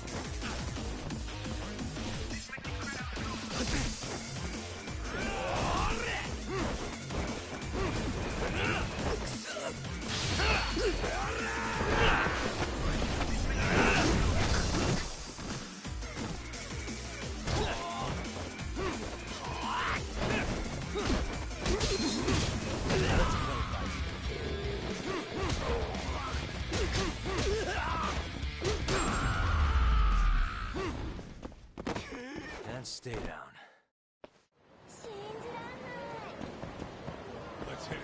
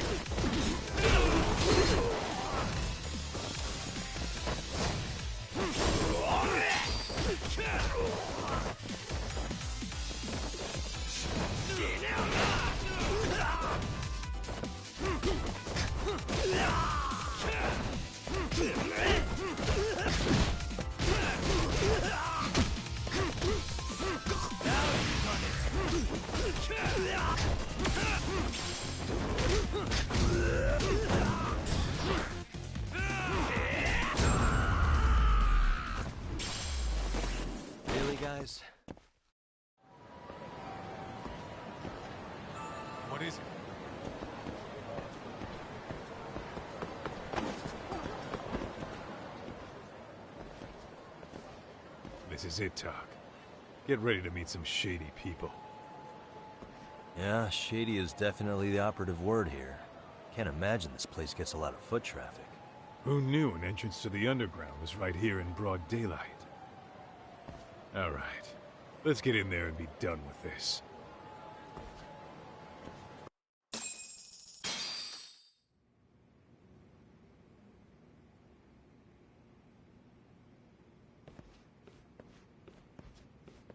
Hey, who the hell are you two? Got some invitations? The Yagami Detective Agency doesn't need any. Say, is Akutsu or Soma around? Detectives, huh? There a problem here? This is a public business, isn't it? About time you showed up. We've been expecting you. Nothing like running into an old friend. You want to talk to Akutsu-san, fine. But only Kaito gets in. Why? See, we all knew the Yakuza out in the cold would come around to us once the Tojo clan cleared out. Know what makes us such a hit? Who gives a shit? We got a system fleshed out. Your average gangbanger starts at rank F. But an ex-Yakuza, a Tojo head at that, fast-tracked right to B rank. Oh, and just for you, Kaito-san. The boss says he'll start you out at A. Yeah, I'm sure you've got your pick of the chumps. But I'm here to talk to a fucking adult man. So get stepping and take me to Akutsu. Spoken like a man with some balls. I can see why Akutsu's had his eye on you. What? So I really have to just wait in the lobby? You should thank your lucky stars you're not dead yet. I don't know about this, Kaito-san. What if you need backup?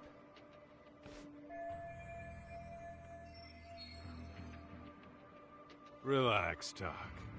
All I gotta do is talk man-to-man with Akutsu real quick, and we'll be out of here. You heard the man. Now come on.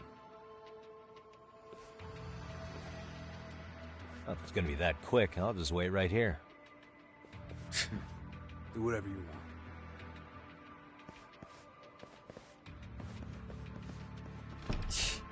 You're shit for business. Ah, come on. Don't you want to be friends?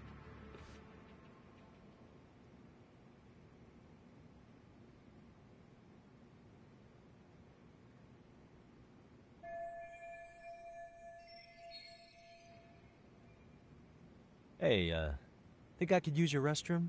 There's one inside, right? Go shit on the cement for all I care. Restrooms are for guests only. So, you in arcade too? I take it business is good lately. Oh, hell yeah. Recruits are swarming in by the dozen. If you're looking for quick cash in Kamurocho, arcade's where it's at. Plenty of hotties, too. Wow. And all you do is fool around on your phone. Talk about living on Easy Street. Screw you. Hey, not my fault they don't loop you into the good jobs. Bet those only go to the A-rank guys. You must be, what, F? F minus? The fuck did you just say? Oh, did I offend you? Sorry. Yes, some gangbangers are softies. I'll show you who's soft, asshole!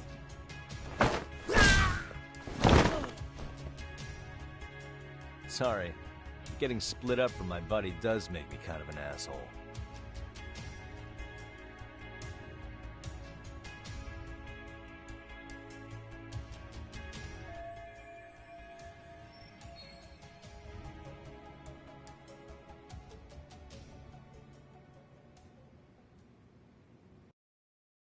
All right, let's go.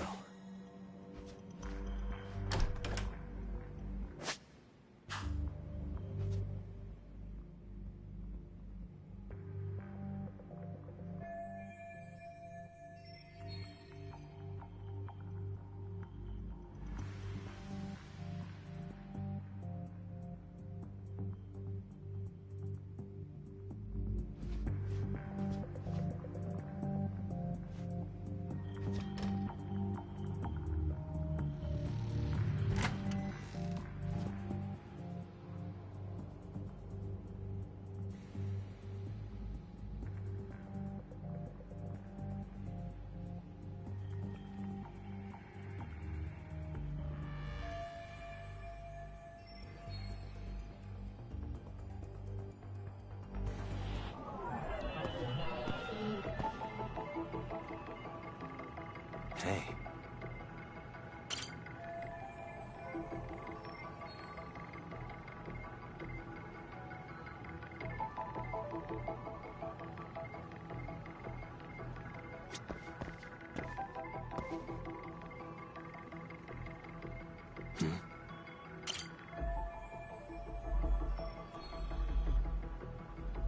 Uh-huh.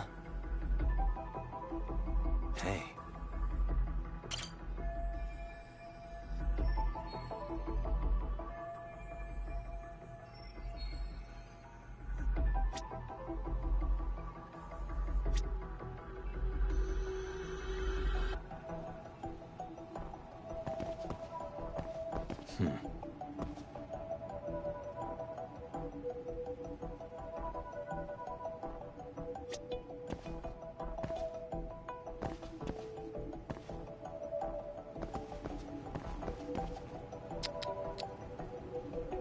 Suspicious.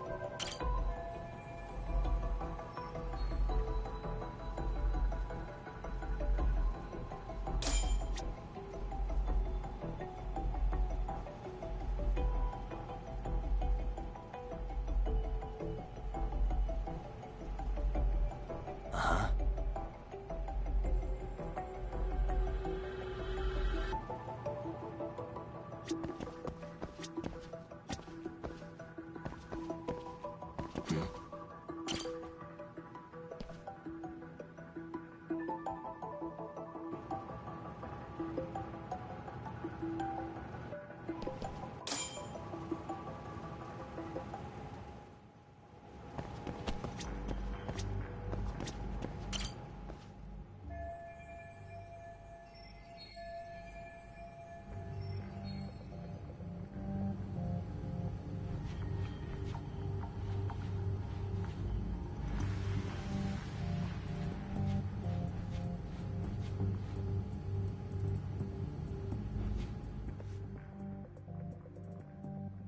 Hey, where'd that new guy get taken to?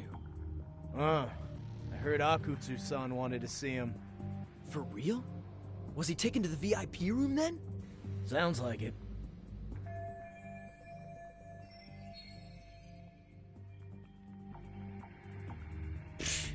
Even I've never gotten in there. What makes him such a big shot?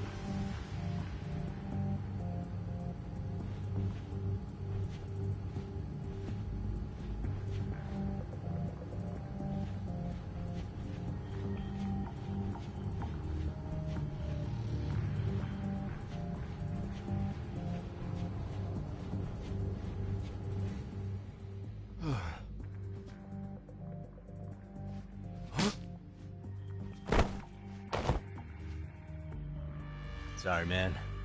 Take a quick breather.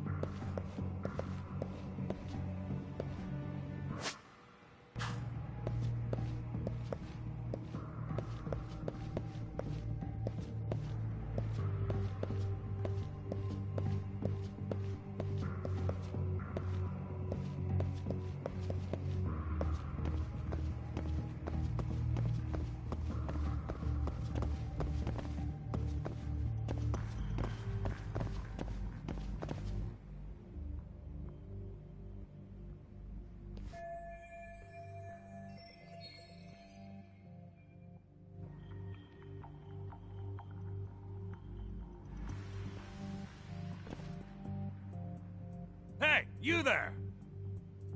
Yes? Can I help you? You better stop fucking around. Didn't I ask you for another round? Huh? Another round? You forgot my order already? I want my bottle. Yeah, I'll get right on that. Wait a minute. You know what? Fuck the bottle. How about you just mix me a cocktail? But of course.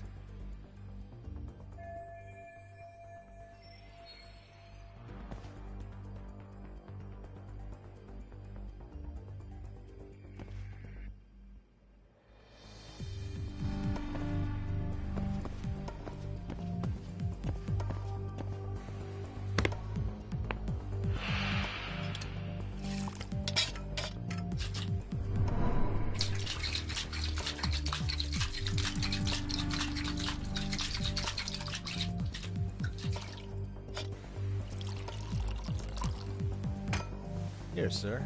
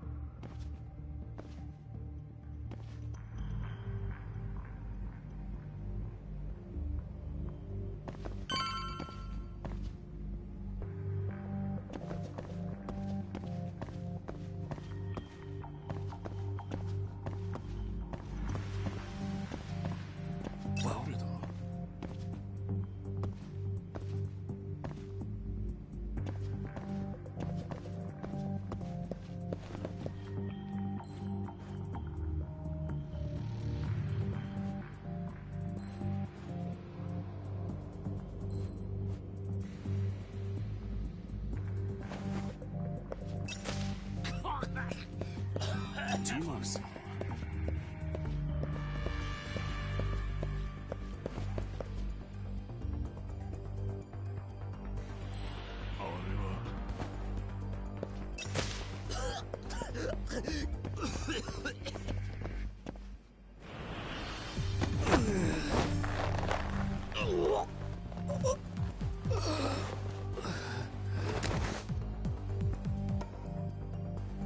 That's a good boy.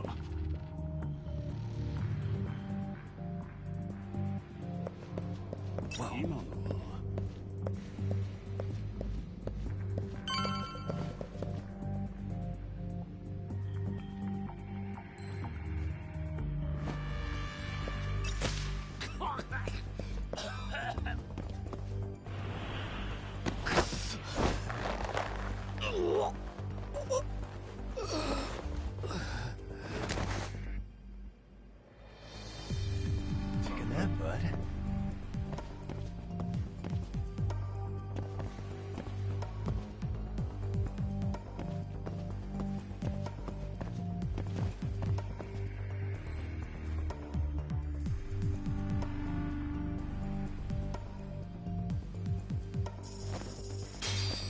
なんだ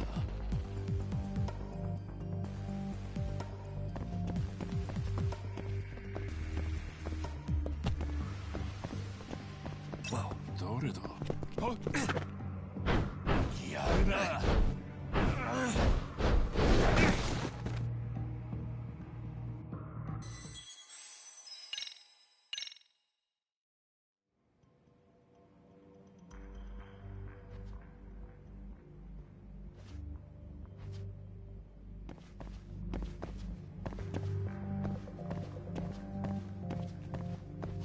今の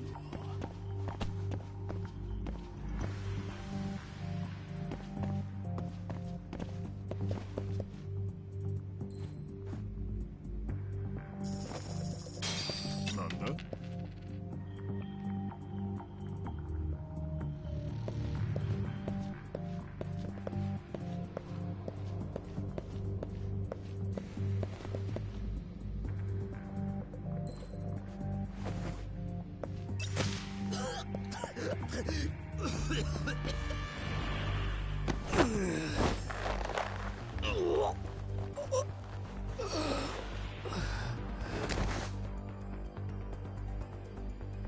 Take a nap, bud. あれ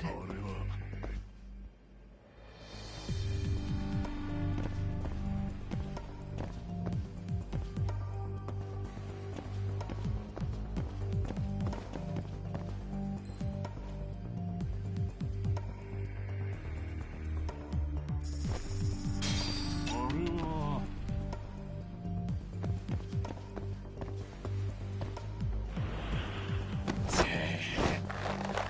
まだやれ。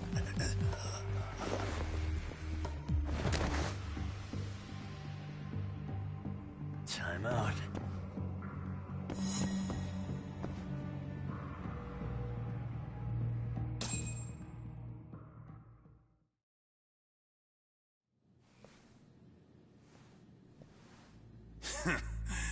I hate to say it, Akutsu. I'm in a price bracket you couldn't afford if you wanted to. I'm not saying you'd need to call it quits on the detective gig you've got going, Kaito-san. You can just give us a hand, help us out a bit when RK needs some real muscle on the field. That a fucking joke? On what planet would I sign up for more busy work? Think you might want to tone it down there, big guy? I've got my boys in the room. Being talked to like this isn't a good look. Why would you care how you look? You're a bunch of damn Yakuza. You and Soma are picking up the Tojo clan's scraps, yeah? Or do you have a real plan? We'd have the manpower if we wanted to. With all your washed-up Yakuza and punk-ass kids? I don't see it happening, man. What are you fucking thinking? Exactly why we need more guys like you. Help me show this crew how the big boys roll. I need some authority on this to get it built the right way. So you want me on as a drill sergeant for scumbags? Count me out.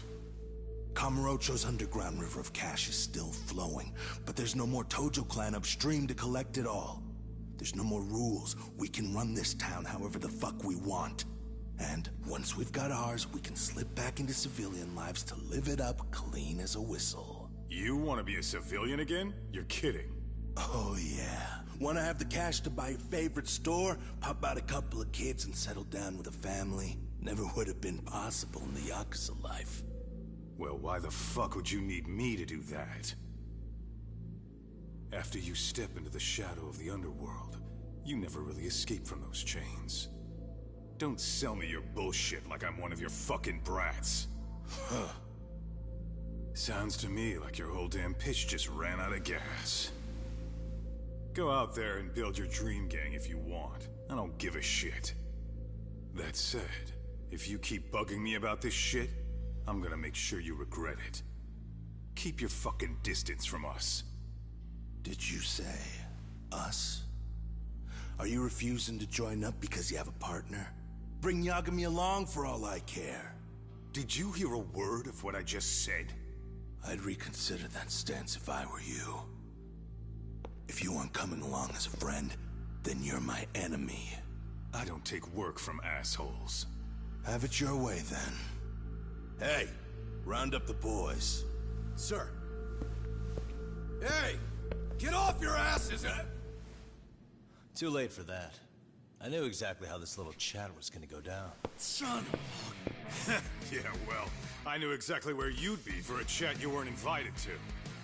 Well, if you're done over there, shall we get back down to business? You're not walking out of here. If you don't know how to use that thing, you're gonna cut yourself, man. You sure? You fuckers are the ones who don't know shit. This whole damn town belongs to the arcade now, you know. Now the whole town belongs to you, huh? You fucking morons. You're gonna have to pry this town out of my hands!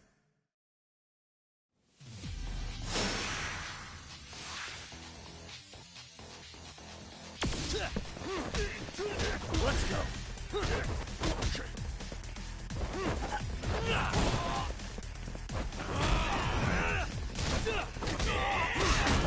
Here we go.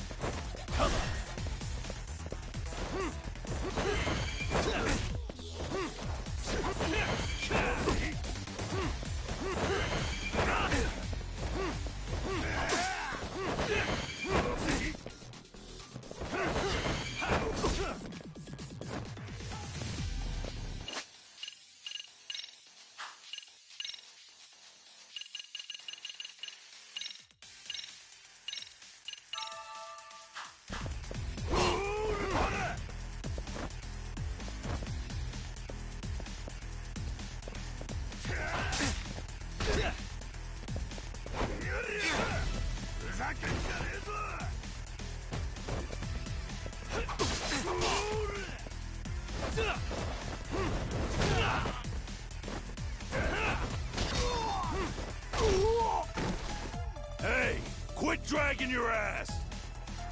Right. Sorry, boss. Yo! Fuck them up, boys!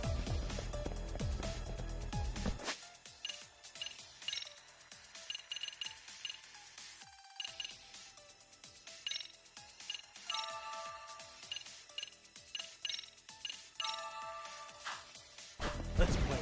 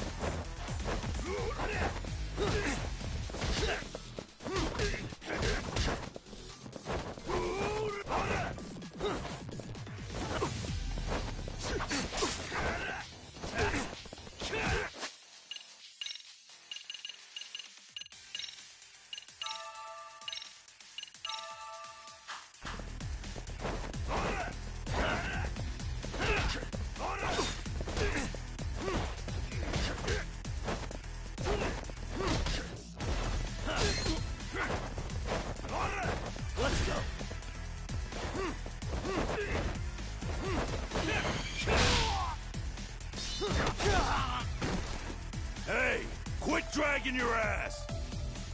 Right. Sorry, boss. Yo! Fuck them up, boys!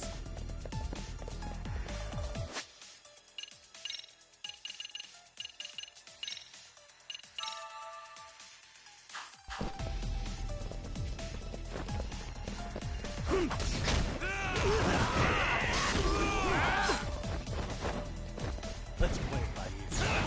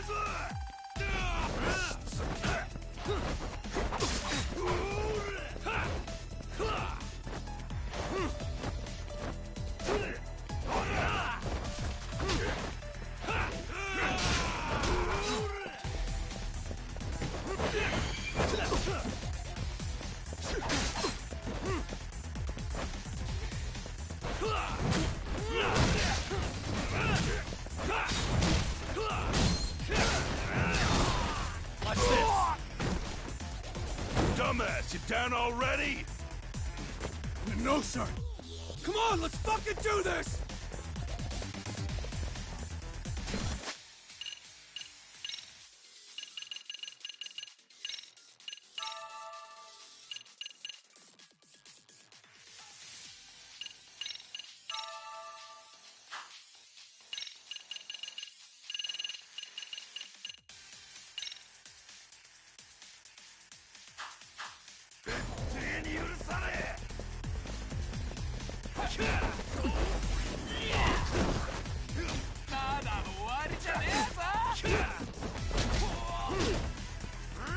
we go.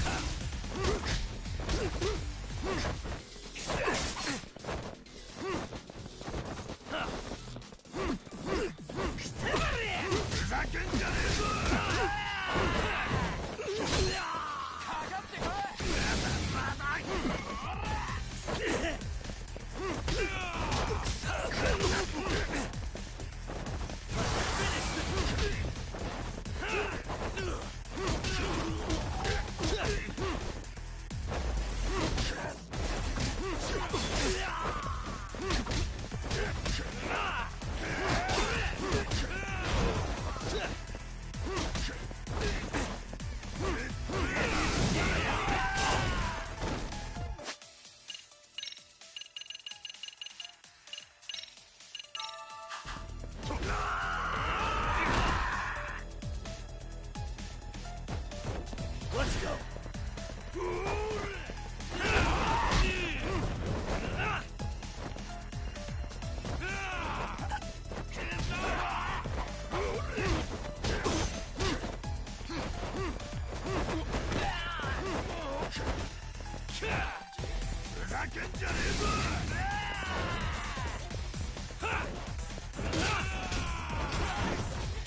Let's play it by ear.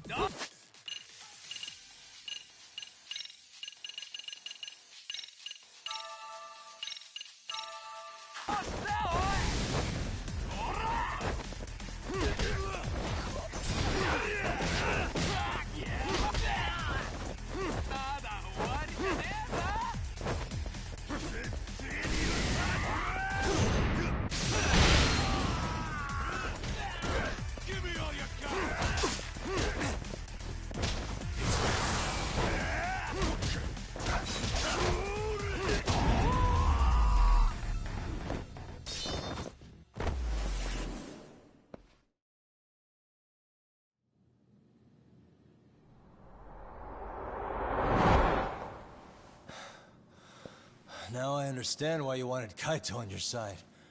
Still got anything you want to say, Akutsu? I can appreciate your perspective on this, Kaito. In that case, you better leave us the hell alone. Yeah, we can do that. We get it. It's fine. Right, Akutsu? Why are you here? Aren't you busy? Just checking in. You made quite a mess here.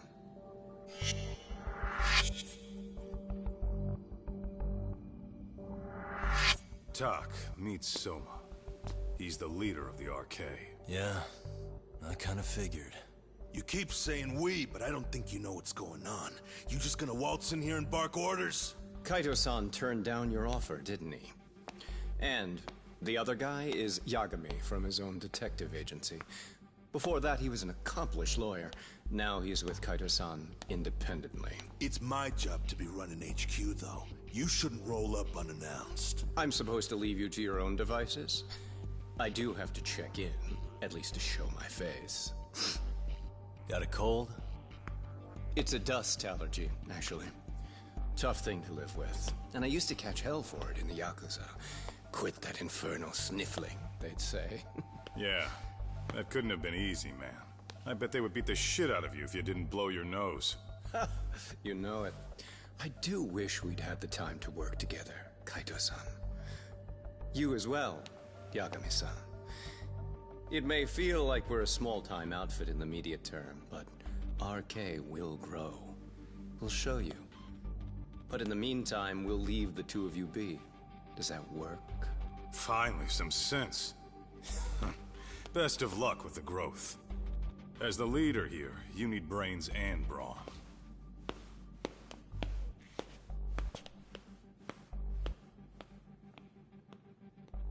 Something else? Your gang was out there searching for some guy in a picture. Oh. How'd that hunt end up turning out? He was some kind of girls' bar manager, wasn't he? It sounded like he'd disappeared from Kamurocho more than a few years back. You have any luck tracking him down? We actually found that he's unfortunately dead. Likely murdered. Considering Kamurocho's reputation and the nature of his profession, I can't say I'm all that surprised. Got it. I guess I was just kind of curious. Always happy to oblige a detective.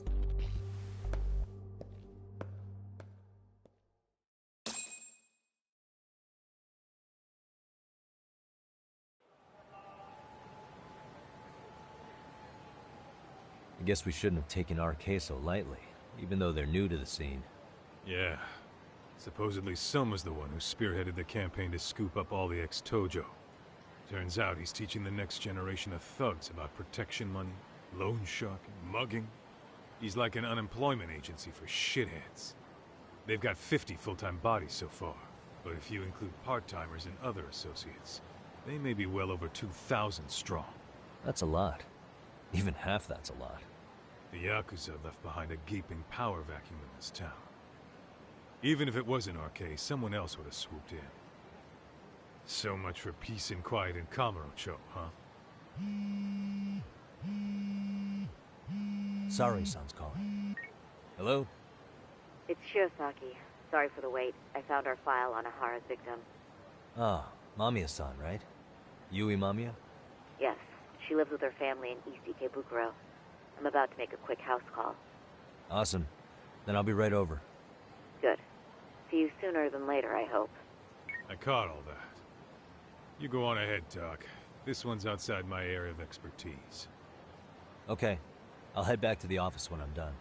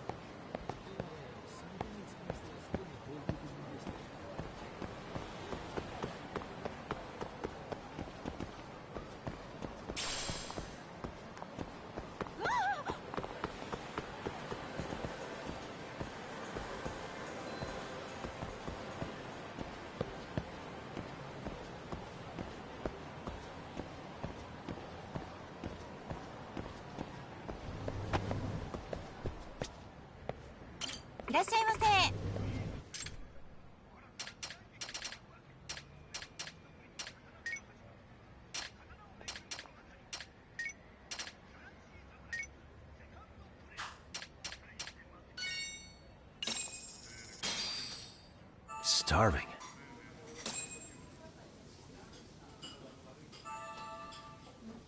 Pretty tasty, thanks. ありがとうございました。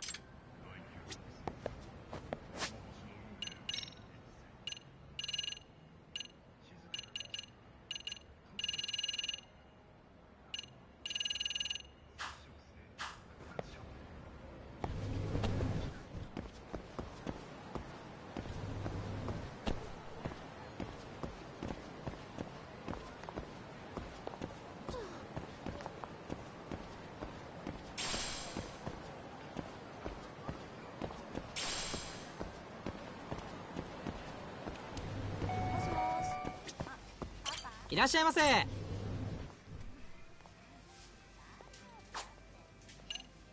ありがとうございます。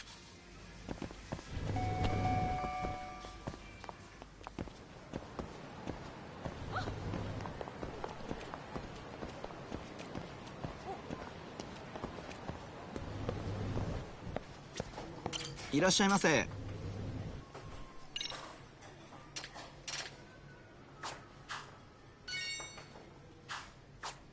ありがとうございます。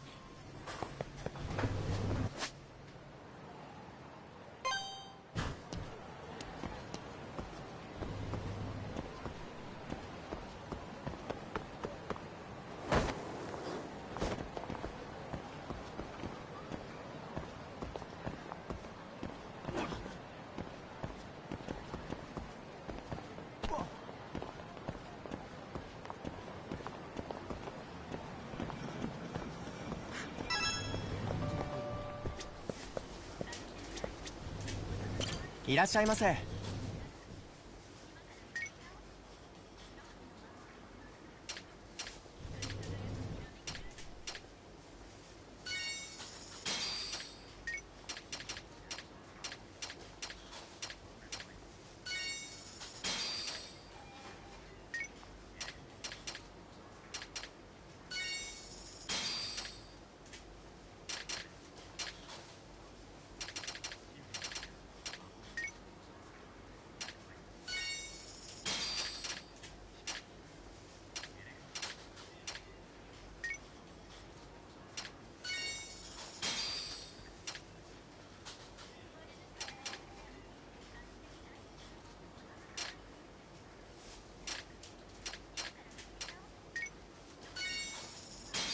ありがとうございました。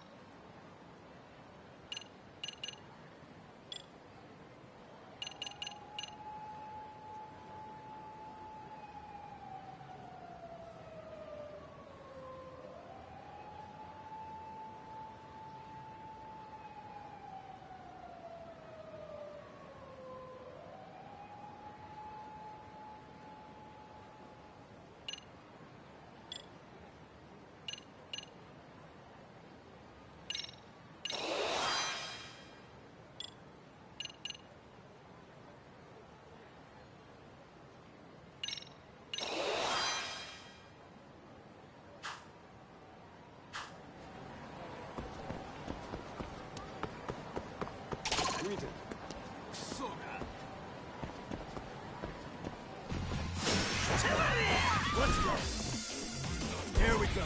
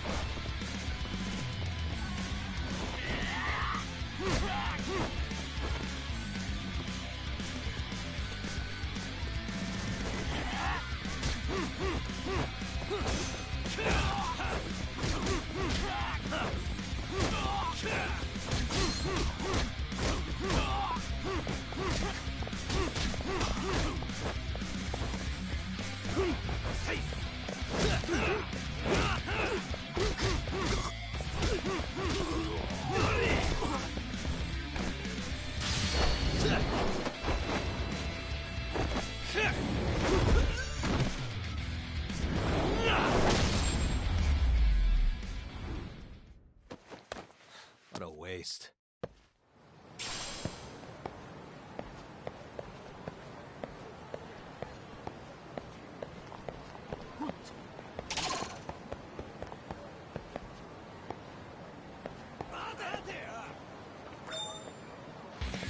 You wish you had.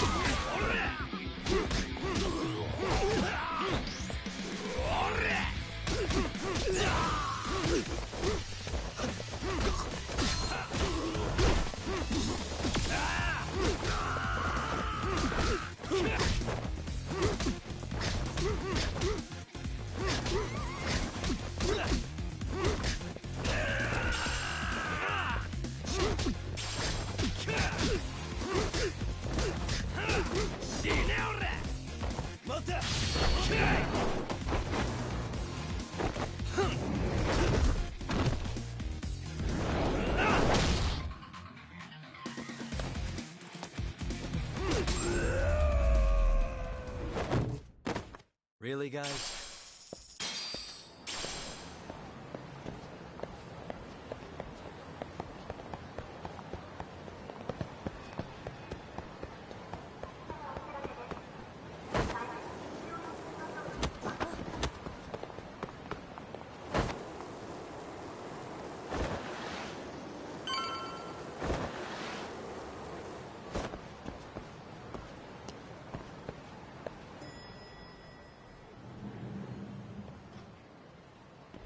Oh, perfect timing, Yagami-san. And here I was about to go without you. Are you ready to visit Mamiya-san?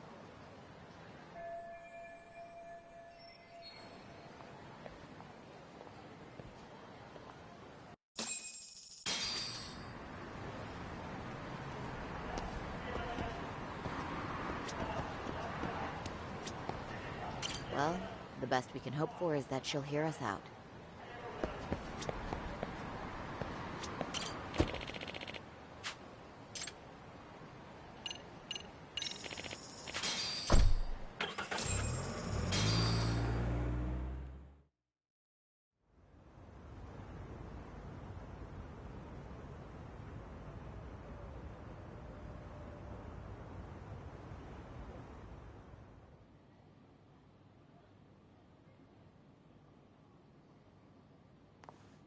Remember, we're speaking to a victim here, Yagami-san. One whose assailant we defended in court. If we had tried to make an appointment, she probably would have declined outright. Not sure showing up unannounced is much better. So let's just hope she's willing to talk. Yes, there's no way around it. It's a risk we had to take. Well, here goes nothing. Yes? I'm Shirasaki from the Genda Law Office, the attorney for Mr. Akihiro Ehara. You may remember me from the hearings. Why are you here? Don't you know it's rude to show up at someone's door uninvited? I understand, but we have a pressing matter that directly concerns you. If we could do this another way, we would. I apologize for any inconvenience. I'm sorry, but the trial's over and done with. You know I can legally turn you away. You're right, but I'm only asking a moment of your time. Please, would you mind?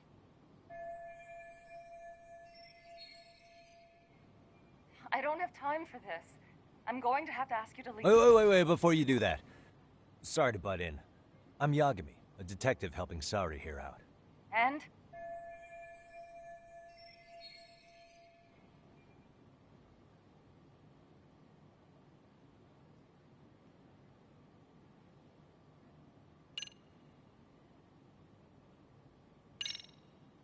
Are you aware of the trending video that's leading people to believe Ehara committed murder? Thing is, the victim was confirmed to be alive in Yokohama until the morning of your own incident. And since Ehara was on the train with you, they're ruling him out as a murder suspect. So, what is it you're getting at? Just trying to ensure you're in the clear from any of that unfortunate business. If we could do this now, we'd never bother you again. All we need is 10 minutes of your time. How absurd. We're only trying to help, but if later would work better for you, we could always come back another time. With our supervisor, of course. That visit would probably be more formal. There'd be paperwork, audio tapes, you know the drill. You'll want to clear your schedule. I really don't have time for any of that. No, I understand, and it's entirely our fault. We thought we'd do this casually, but we really should have been more by the book. But it is a murder case, so we do have to make sure our paperwork is in order here. Now, would you prefer to schedule a date to accommodate a more formal interview? You said 10 minutes if we do it now, right? We'll make it as painless as possible. All right. Hold on. We really do appreciate it. Well, I'm impressed. I'm also not sure I should trust a word you say ever again. Really? I did get us in the door, didn't I? I'm joking. I do appreciate the help. Now let's not screw this up. This is likely the only conversation we'll have with Mamiya-san.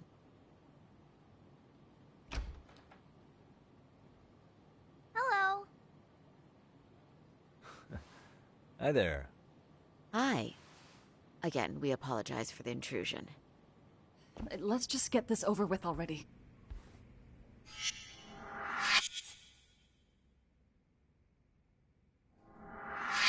Okay, bye-bye. We'll make this quick.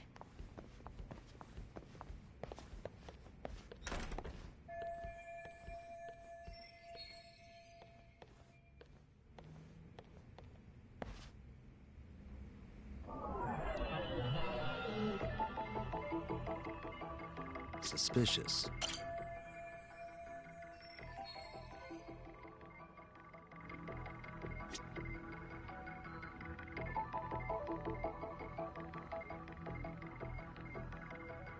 What the? Uh-huh.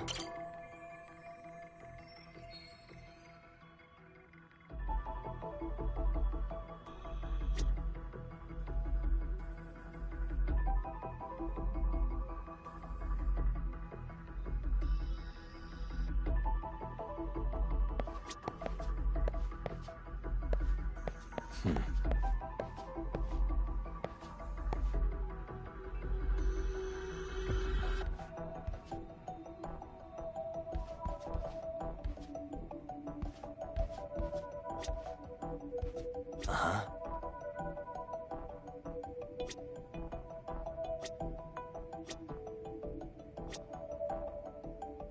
Suspicious. Hey.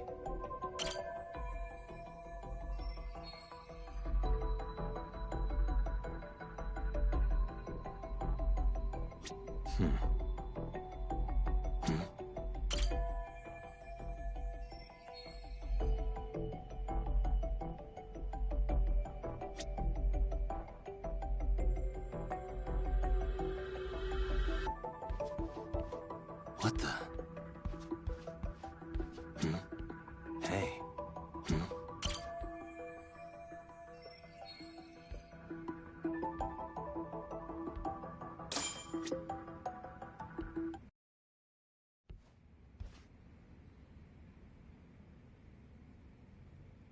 So, talk.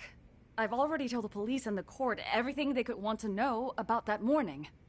I'm sorry to put you through this again, but would you mind going over those details with us? What else is left to discuss? I understand how pressured you might feel. I've gone over this so many times. I wonder if pressing charges was even worth it. No. What you did was both brave and inspirational. Many victims are afraid to come forward for any number of reasons. Your voice might give them courage to find their own. Ironic. Hearing this from that predator's defense team. Well, perhaps. Would you mind walking us through that day from the beginning? It's nothing so mysterious. I was just on my way to work when some man grabbed my butt. That's all it was. Nothing else was out of the ordinary that day? Correct. Not to pry, but where is your husband today? Still at work? He usually doesn't get home until later. On that note, I have to feed my son, so let's get this wrapped up soon. We'll try our best to. Moving along.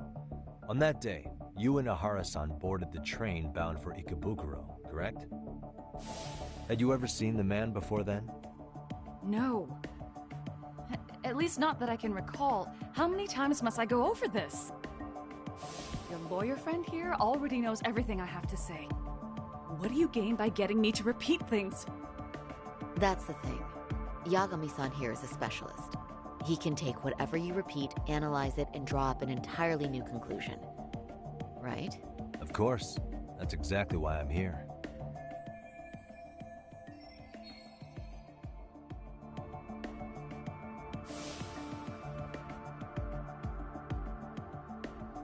In the security footage as you stepped onto the train, it looks like Ahara-san stepped right behind you.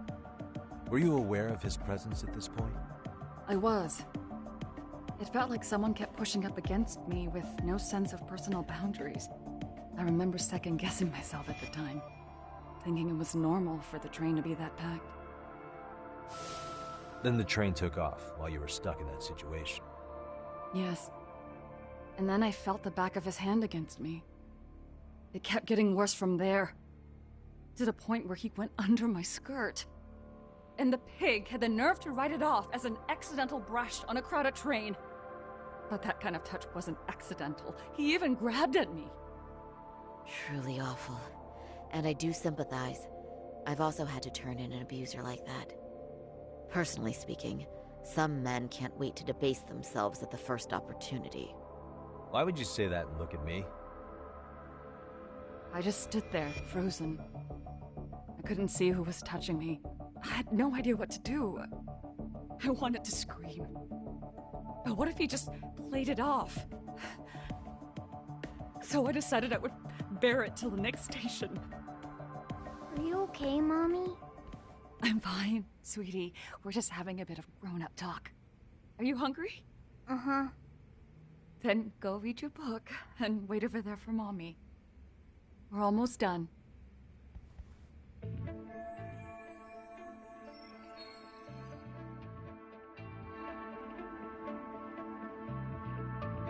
You said the abuse lasted the entire 6 minutes between Ikebukuro and Shinjuku Station. Did you see the groper's face at any time during that span? No. I was too terrified to look. And I thought, even if I did, he'd just pull away and escape. But just as the train was pulling into Shinjuku, I reached back and grabbed the hand on me. That's when I saw his face. Of course, he shook me off as the doors opened, but I'd already gotten a clear look at him. He must have known I could turn him in at that point. So he ran, and I chased after. Right. That was captured by the station's security cameras. Great job tailing him in such a crowded space. On that note, did you ever happen to lose sight of Ahara-san while running? This cat was pretty easy to spot, and no one else was bolting off the platform like that, so I never lost sight of him. At that point, I could feel my voice returning, so I just screamed, "That man grabbed me!" I'm glad there were good Samaritans nearby. For sure. And there were a lot of smartphones out, so I figured there was no way for him to get away with it. I was so relieved. I see. I think I've got the gist of it.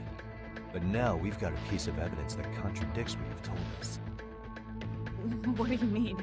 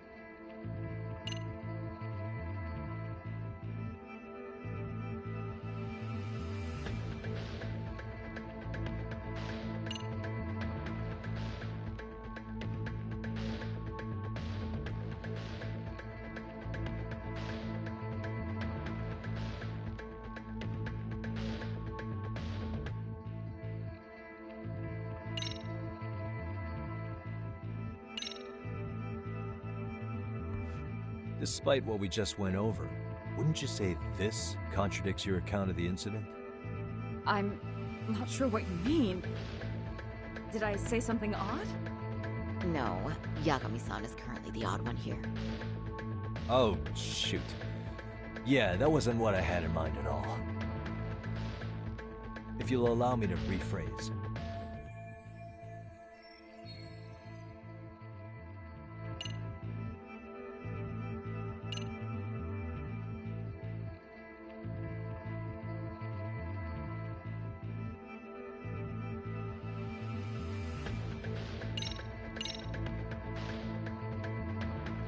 Despite what we just went over, wouldn't you say this contradicts your account of the incident? I'm not sure. No. Oh, if you'll allow me to rephrase.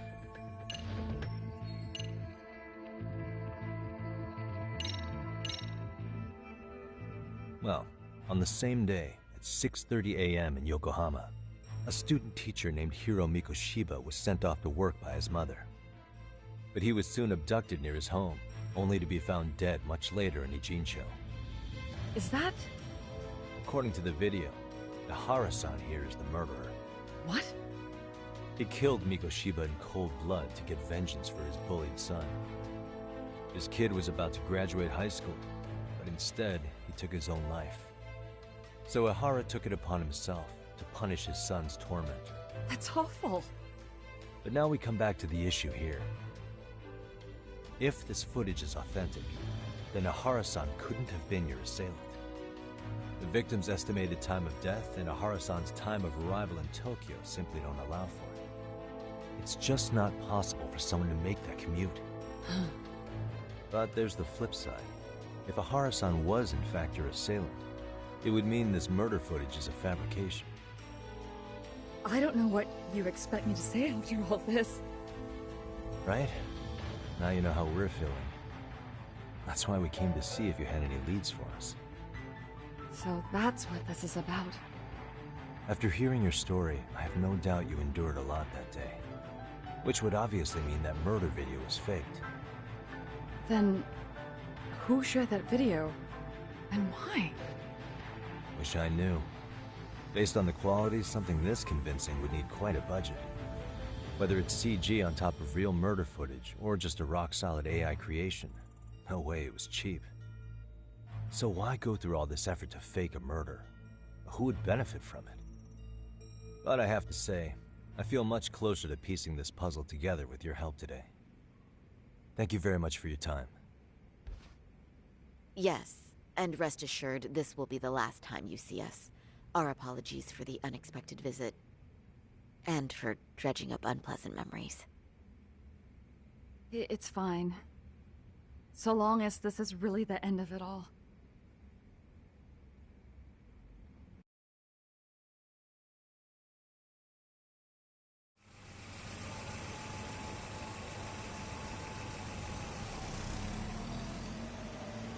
I'd like to report Mamiya-san's account to the rest of the team.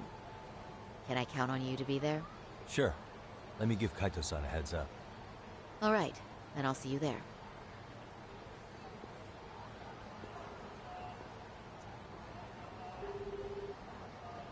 Yo, me.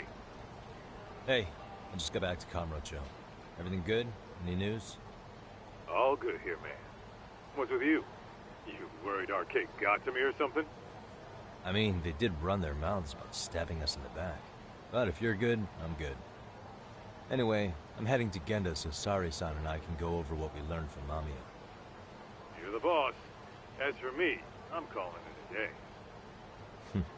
You do that.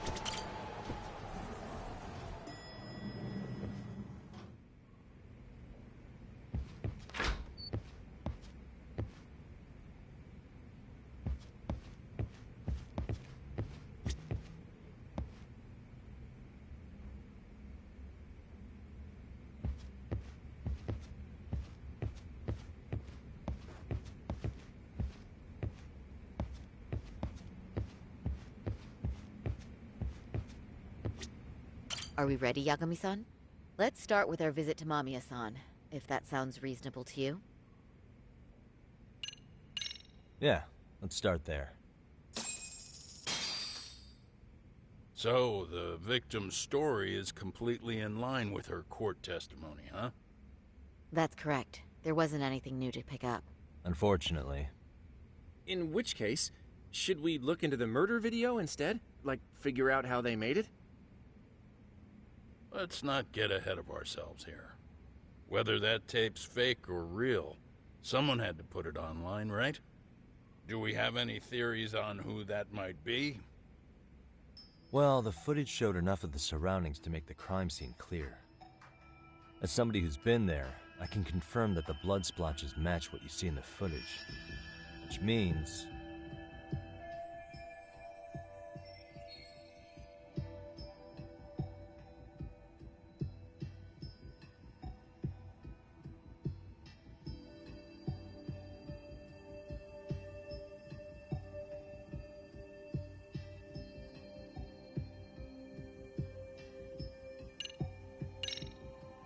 the murderer's accomplices have to be the ones who posted it for him. Yeah, I can't see it any other way. I also agree with Yagami-san. But in that case, what would their motive be? Maybe they wanted to make a mockery of the police, or even the whole system. Huh? We know Ihara got himself convicted for groping, so he'd have an alibi for Mikoshiba's killing. But then, his conspirators turned it around by uploading the murder video online. Almost as if to say, look how he got away with it. I see. Yeah, that does make it sound like he's taunting them. That's well and good, but I'd like to shift gears. Let's talk about the actual fabrication of the video. How does one go about that? Well, for example, the true culprit would be taped murdering Mikoshiba. Then Ihara's face would be copied and blended onto the killers. That's how they'd approach it in a Hollywood movie. But then, wouldn't you be able to see traces of it being faked? Tsukumo-san reported that he's found nothing of the sort in his analysis. We've been down this road before. If we take the stance that the footage is fabricated, we have absolutely nothing to work with. Then let's tackle this from the stance that the video's actually real. If that's the case, there has to be a flaw in the groping issue. I think we've collected enough evidence to find it too. So, what does this do for us? Once Ihara entered the Ikebukuro gates at 7:43 a.m. and stepped onto the platform, he was continuously monitored on camera. But if he really killed Mikoshiba at 7:30 like we saw, there's no way he could have reached Ikebukuro in time. That would mean the person in the footage isn't Ihara, but an impersonator. So that's not really him? Yeah. He's got the sunglasses and hat to help sell the disguise. Wait, if that's the case, after murdering Mikoshiba, wouldn't Ihara have to swap places with the stand-in sometime before being detained? But we didn't see any opportunity for that. Multiple cameras saw Ihara move right up to Mamiya-san as they board the train in Ikebukuro. And the onboard camera recorded them for the entire commute. Not only was the act caught on tape, but his failed escape from the scene was recorded as well. Ultimately, Ihara was pinned down before leaving Mamiya-san's sight, so she had an eye on him the whole time. Right. So the current belief is that Ihara was caught on camera the entire time he was at the station. But wait, that's not entirely accurate, is it? Huh?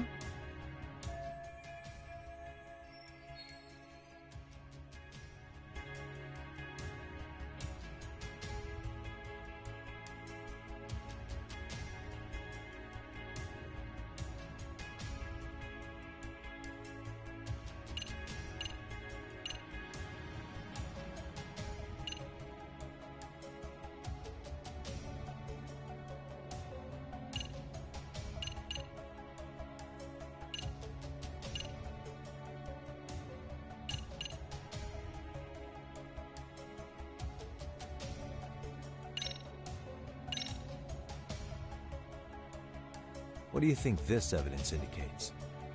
Ihara's transit card. That just shows he passed through the Ikebukuro station gate at 7:43 a.m. Its timestamp matches the security camera footage, so we know it's accurate. Then, if Ihara committed the murder at 7:30 a.m. in Yokohama, no way he could have made it to Ikebukuro 13 minutes later. I think we're all aware of that by now. Okay, hang on. Let me start from the top again.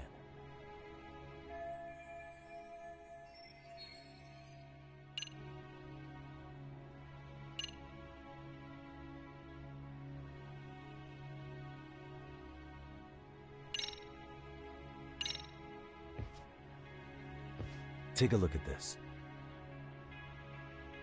I'm not sure why you're showing us this. There's not a moment when Ihara's off camera. Sad as it may be, such a major transit hub is bound to have tons of surveillance nowadays. Yeah. You nailed the exact point I wanted to make here. Which was...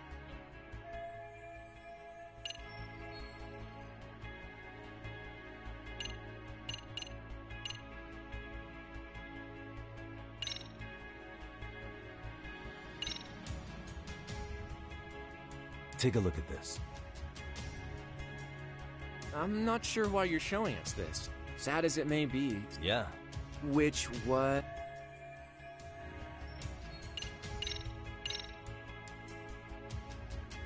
Take a look at this. I'm not sure why you're sad as it. Yeah. Which what?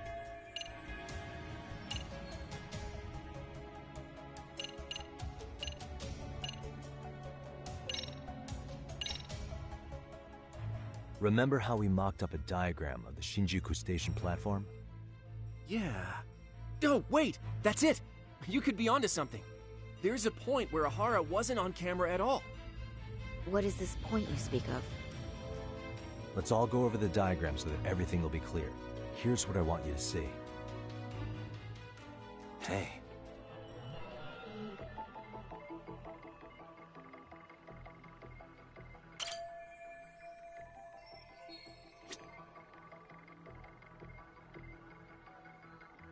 Suspicious.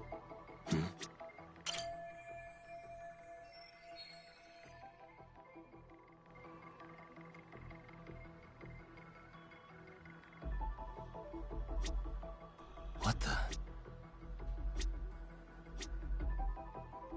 Suspicious.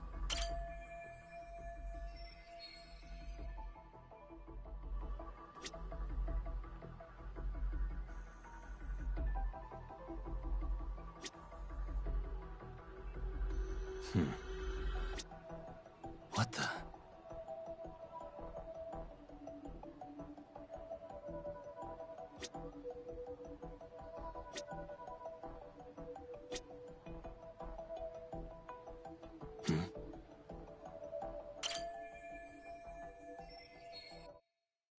It's very brief, but there's a moment where Ihara and Mamiya-san can't be seen by the security cameras. The dotted lines on the arrow represent the camera's blind spot. It does appear so. So you're saying this is where the Groper, the fake Ihara, traded places with the real one? Can't say it's impossible, right? Right. Except if that actually happened, Mamiya-san would have been right behind them at the time. Could the two really swap places without her noticing? In a crowd like that, I think it's feasible. If that really was Ihara's plan, then I'd say he was being careless. Careless? How? Well, on the day of the incident, the station was packed for morning rush hour. That means there was no solid guarantee the assailant could make the switch. He could have been nailed by any random passerby before reaching the blind spot. Good point. Not only that, if Mamiya-san had called for help while the train was still moving, then the first Ihara would have been caught before even reaching the platform.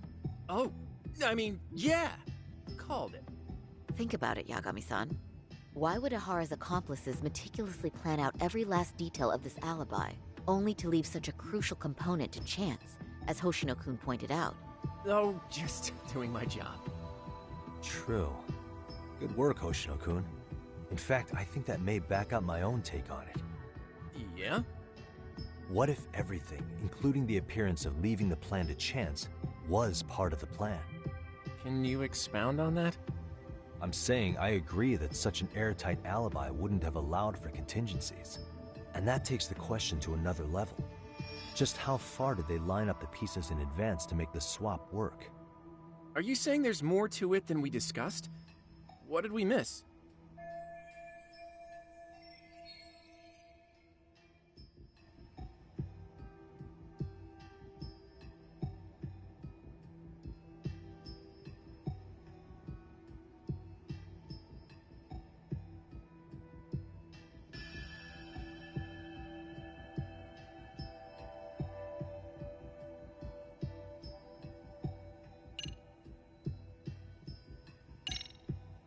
Mikoshiba was actually murdered in Kamurocho. The place used in the murder footage, maybe it was dressed up to look like the vacant building in Ijincho. That way, the murder could have taken place less than 13 minutes from Ikebukuro. I don't mean to shoot you down, but I just don't think that's feasible. So, no? If you want a yes or no answer, it's a no. Was that all? You made it sound like you had this whole thing figured out. No, hang on. Something just hit me. Ihara secured his alibi for the murder by swapping with a stand-in at the Shinjuku Station blind spot. For them to be able to pull that off, a certain possibility comes to mind. Right, so what exactly would that be?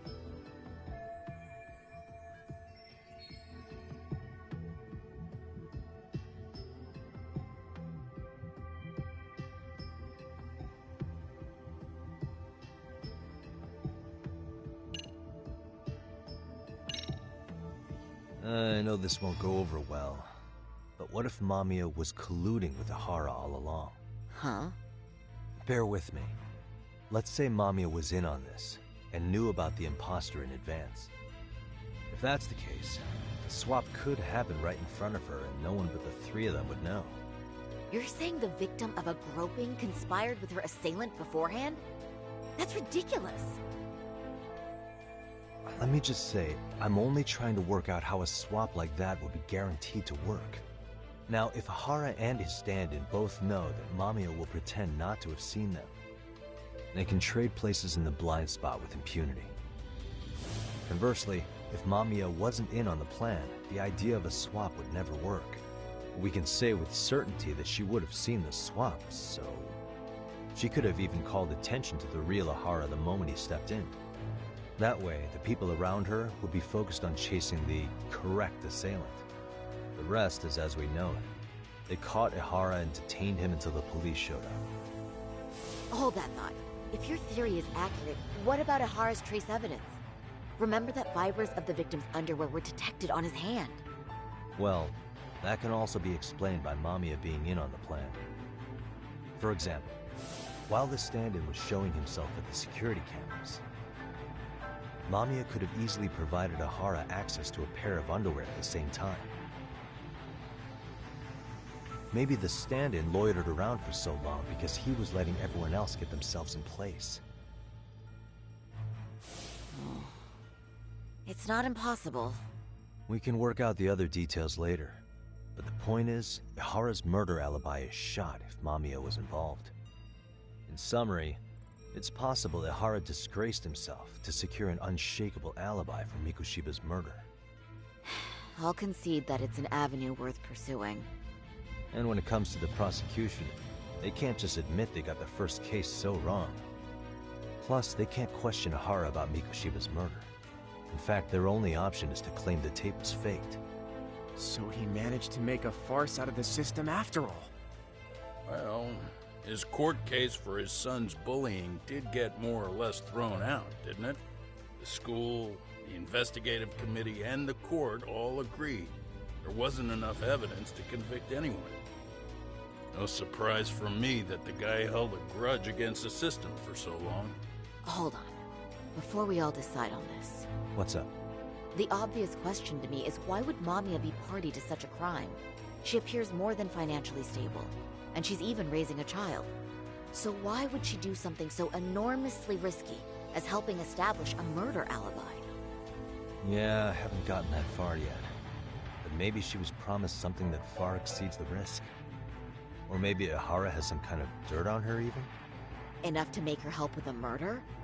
What sort of secret would be big enough to force someone into that corner?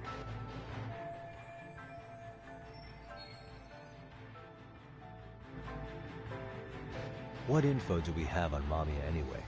Maybe we can spot a connection to Ahara through her profile. I'll pull her information. Just a second. Oh. I just thought of something else those two would have guaranteed by working together. What's that? If Ahara wanted to use this crime as a murder alibi, he needed it to blow up into the public eye. But if he had chosen a victim who stayed silent, then nothing would have come of it. A solid plan would need to eliminate that variable, which means Mamiya being an accomplice was crucial to Ahara's success. That's true. Looks like Ahara pulled one over on the prosecution then. Had his accomplices right where he wanted them, even his victim. Once we learn how he's connected to Mamiya, we can root out the rest of his team. Let's see. According to her file, her maiden name is Yui Suzuki. 30 years old, so that's consistent. Originally from Ota, Tokyo.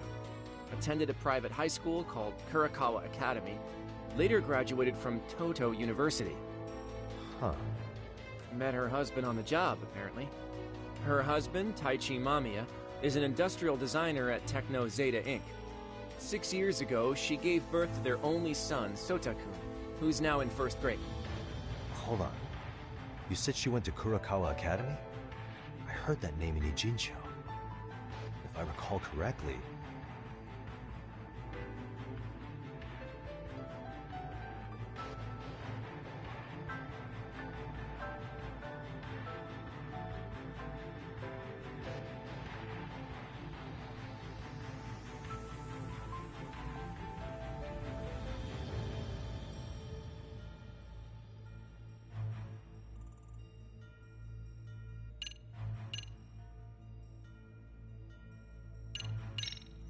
Didn't I just go there to investigate a bullying? Or am I losing it? That Seiryo High you went to? That's what it was. Why did I think they sound similar? That's not where Tsukuma went, was it? Before, closing himself off to the world? Nah, Tsukumo-san studied remotely. He told me that when we were out having drinks one night. Wait. Tsukuma went out drinking with you? Yeah, we had fun. What did you guys even talk about? Hey, why am I getting grilled all of a sudden? I agree. This is nowhere near relevant. Yagami-san, what were you saying about Kurokawa Academy? Oh, right.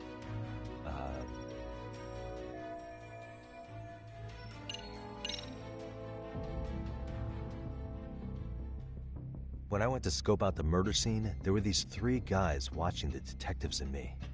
They told us they were just checking things out, but they mentioned they're Kurakawa grads too. You have any ID on you? Will my license work? Kake-san, age 30. Akaike-san, age 30. Mommy is 30 as well. What's that got to do with anything? Aren't we trying to find a connection between Mamiya and Ahara? I found the Kurakawa Academy website. Looks like they're pretty prestigious. It's in Tokyo, specifically in Ota. Pretty close to where Mamiya lived. Oh. What? The girls there get such cute uniforms. You little... You want to start all over from the bar exam? Wait, I've seen that uniform before too, actually. Where? On an old picture of a teacher at Seiryo High, Sawa-sensei.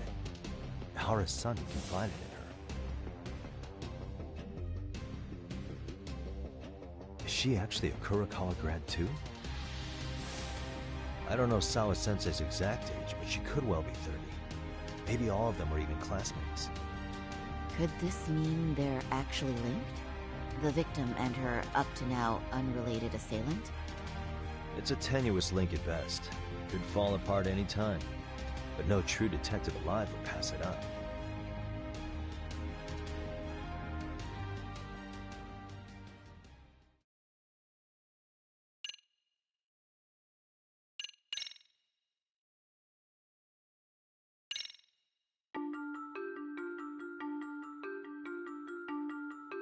previously unseen link is established between the groper and the victim. Charting out their relationship is akin to tracing a spider's web. But with each false thread ruled out, only the improbable truth remains. Ehara orchestrated the groping as a diversion, and by tarnishing his name, he secures both an alibi and his ultimate revenge.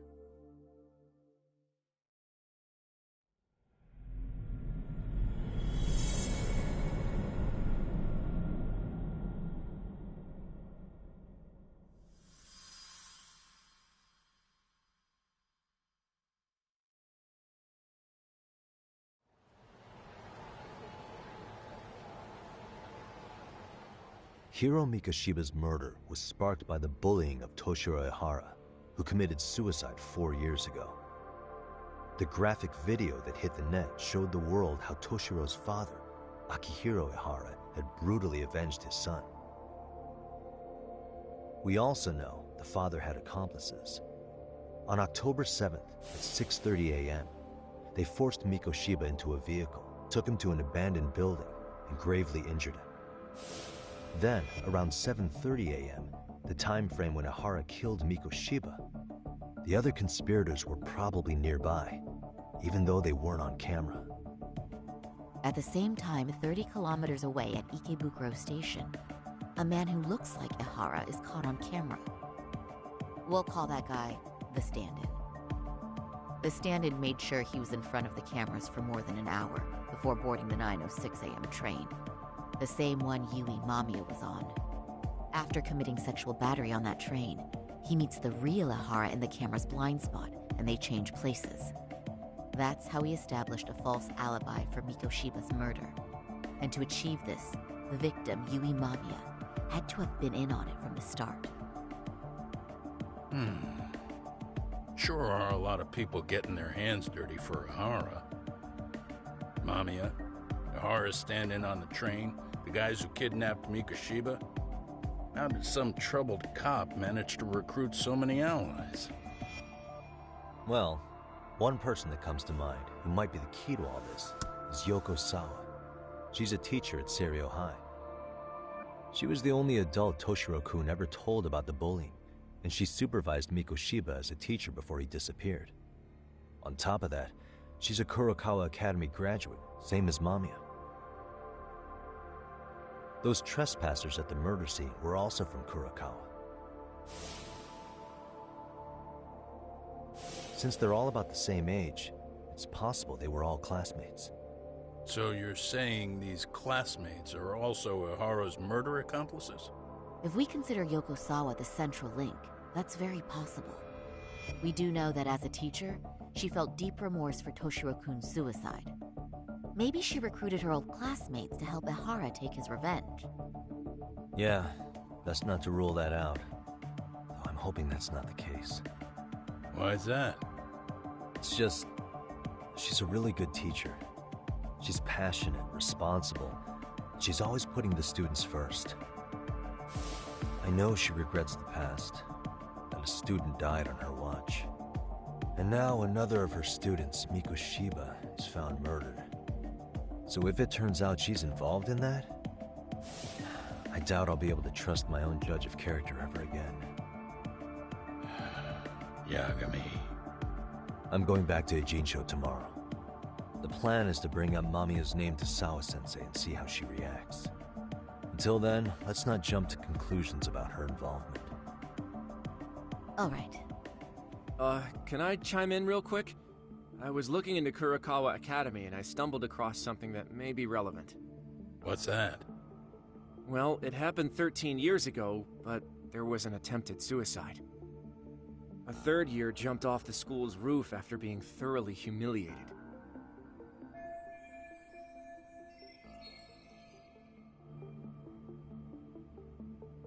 Actually, Sawa-sensei mentioned that.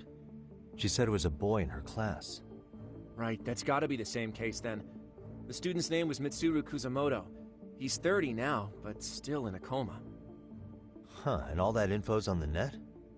It wouldn't be normally, but his mother happens to be Vice Minister of the Ministry of Health. Ever heard the name Reiko Kusamoto? Not once. I have. It was on the news. They were talking about her and her son.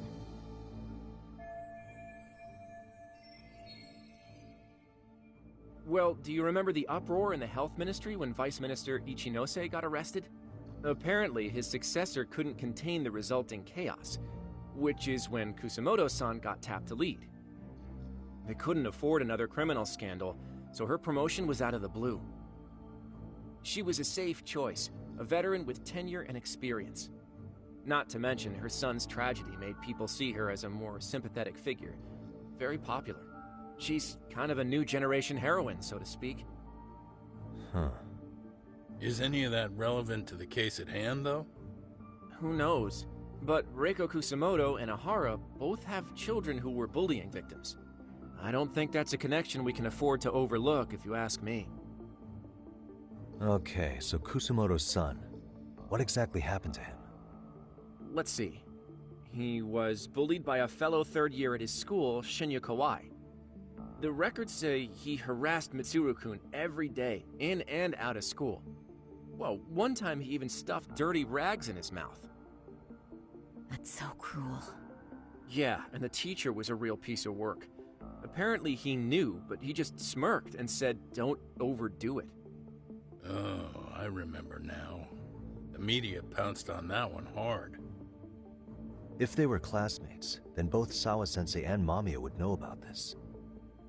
And maybe because they couldn't save Mitsuru-kun, their guilt left them open to Ahara's persuasion. But to prove that, we'll have to hear from them directly. I'll talk to Sawa-sensei first thing tomorrow. That'd be helpful. In the meantime, I'll be working on Ahara's appeal. It's clear they missed something important in the trial, since Ahara is apparently innocent of sexual battery. Being that he was out committing murder at the time. What started as a simple harassment case sure has blown up big.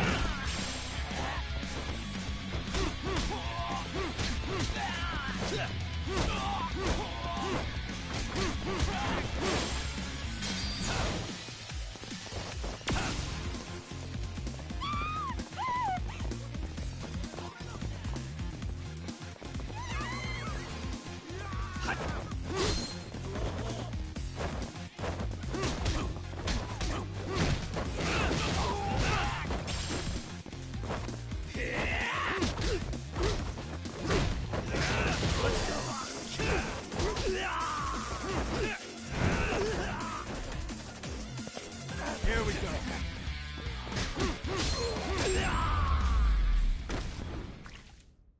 And stay down.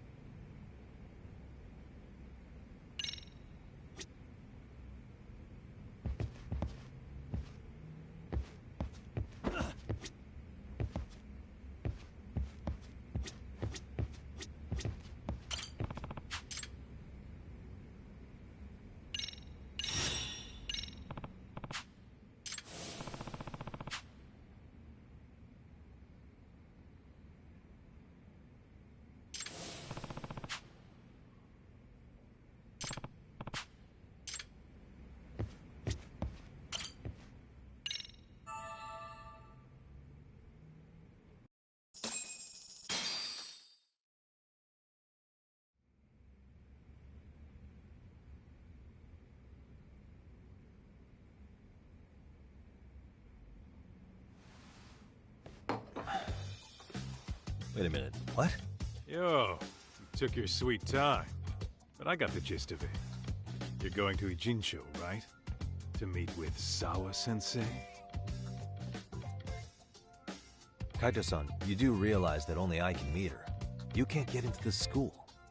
I know, but if you end up taking it off campus, can you at least call me this time? Don't you understand the situation? Sawa-sensei might be tied to murder. You sure you understand it? Come on, she would never do that. That a fact? So happens I'm a great judge of character. Especially when it comes to women. Sometimes I forget who I'm talking to.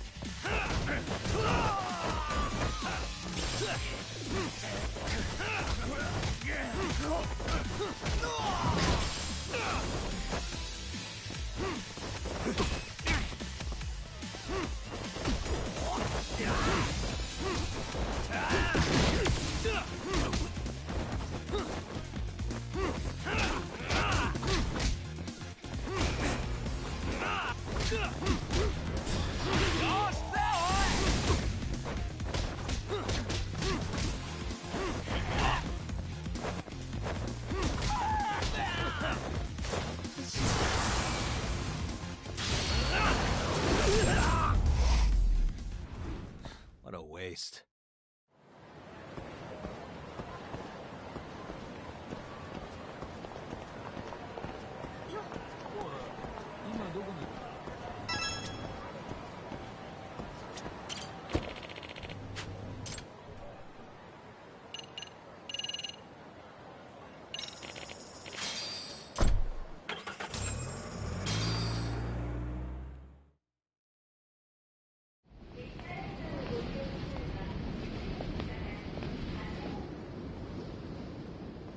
Well, first stop, it's gotta be Chinatown. Can't face Tsukumo on an empty stomach. Never a dull day for you, huh, Kaito-san? It's a selection, man. I've already worked out the math. I figure if I hit 4 or 5 places a day... What? What's up? Check that out. It's Akutsu. Kamurocho thugs are looking pretty out of place here. Yo! Akutsu! What are you fools doing in town? Hey, don't ignore me! It's Kaito! Fancy seeing you here! I'm kinda busy here, man. Catch you later. What an asshole. Ijincho's a long way from home. And he's traveling with a small army. Would he have come all this way because of us? Nah, we just caught him totally off guard. He's not out here for us. Gotta be something else. But something's not right if they're just cruising around.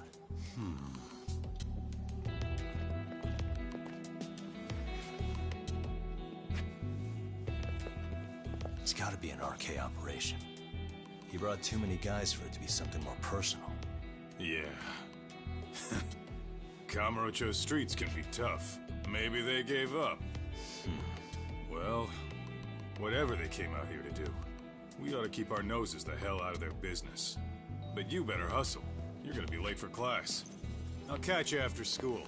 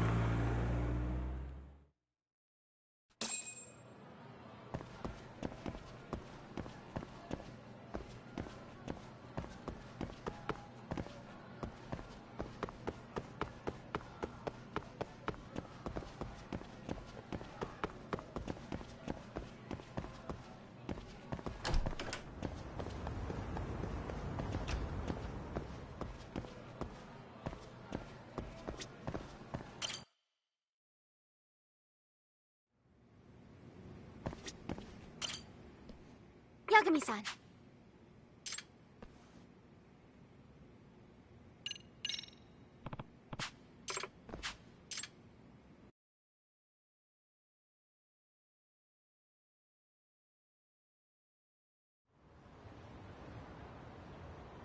So, this is Itakura-san's apartment.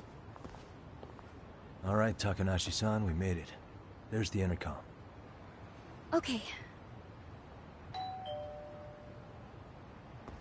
Who is it? Kotoko? Can we talk? Micah? Is that you? What are you doing here? I came by because I wanted to apologize. Just go home. I'm busy. Kotoko, come on. Can you at least hear me out for 1 minute? Just go away! Leave me alone! Itakura-san, just a moment. It's very important. This is Kyoko Amasawa from the Mystery Research Club, by the way. Amasawa? Mystery Club? What is this? Takanashi-san's been working as a sugar baby for you. She says she won't quit until you return to school. She's a what? For me? I don't understand what's going on. Itakura-san, we know that your scholarship's about to be revoked over your absenteeism. Takanashi-san has been working as a sugar baby in hopes of covering your tuition. What? Even though she's just been through a very scary experience, she still says she refuses to quit.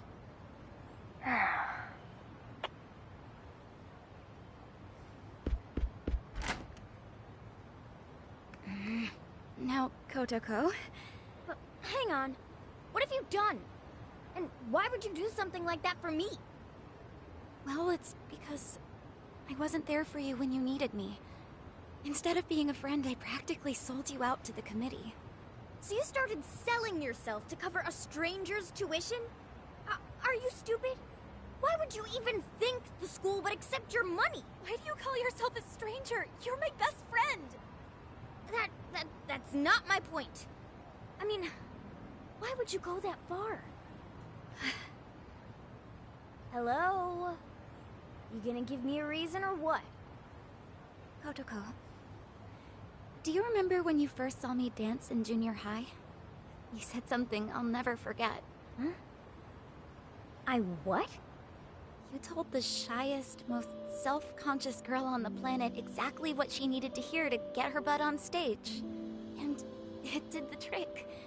I finally gained the courage to dance in front of an audience, and it was all because you had my back. If anyone makes fun of you up there, I'll knock their teeth right out. You told me that word for word. Well, that was just... You inspired me, Kotoko. You taught me what it was like to be brave and to have a friend. Yet, how did I repay you? I turned my back on you when you needed me the most. Even after you'd always been there for me. I was stupid. I was more concerned about looking good in front of the committee than sticking up for you. So, I left you to deal with your problems alone. I've been wanting to say, I'm sorry, but... I just couldn't find the words. Seriously? You waited all this time? Just go home. I'm never going back to that school. Hang on! Itakura-san. Hello. I'm Yagami, outside counselor for the MRC. Okay. So what? Do you think you could reconsider that last part? She's not gonna quit being a sugar baby until you're back at Serio. But we stop today, I don't think you want that kind of thing on your conscience. Well... I guess that would suck. If something happened, I'd hate to live with that for the rest of my life. But there's just no way. I can't deal with the assholes in my class anymore. Makes me sick just thinking about it.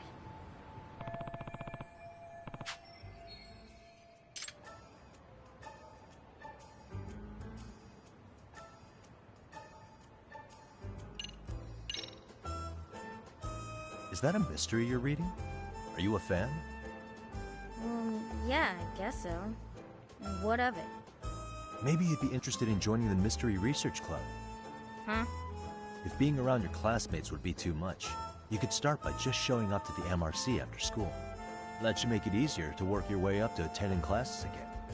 As for the chairman, I'll take care of that.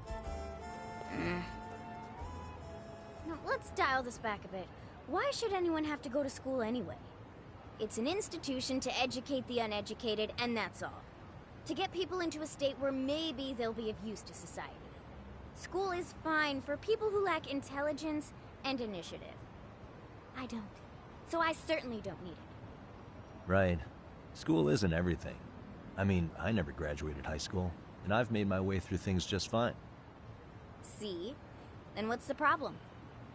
Well, hanging around the school, becoming a counselor, it's made me realize something, actually. I'm realizing that I might have become an adult without, how should I put it, getting to enjoy being a kid. Being a kid? Yeah. Both Amasawa and all the rabbits. They're living their lives to the fullest with their friends.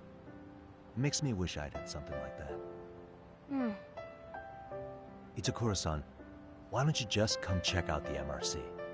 I wouldn't wish what I went through on anyone. If you come join us and still feel like dropping out afterwards, then I'll respect your decision and leave it at that. Well, if it's such a big deal to you, I guess I ought to consider it. And you'll come back? Only after school. And only to the MRC. On the condition that I keep my scholarship. Oh, you don't have to worry about that. Yagami-san will work it out. After all, he's a lawyer. All right, Kotoko. Then I'll see you in school.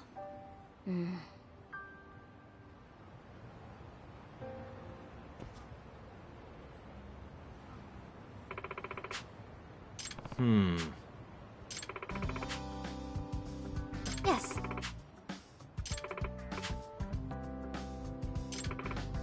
By the way, Excuse me? yeah.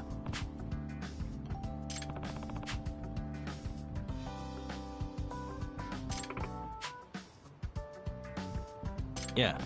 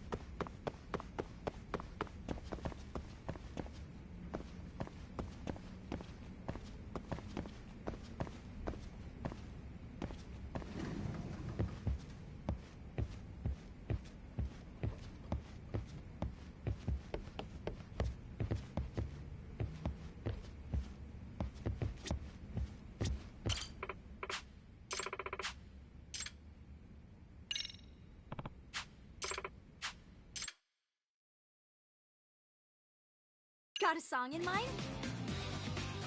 Go ahead and pick a costume. Got a song in mind?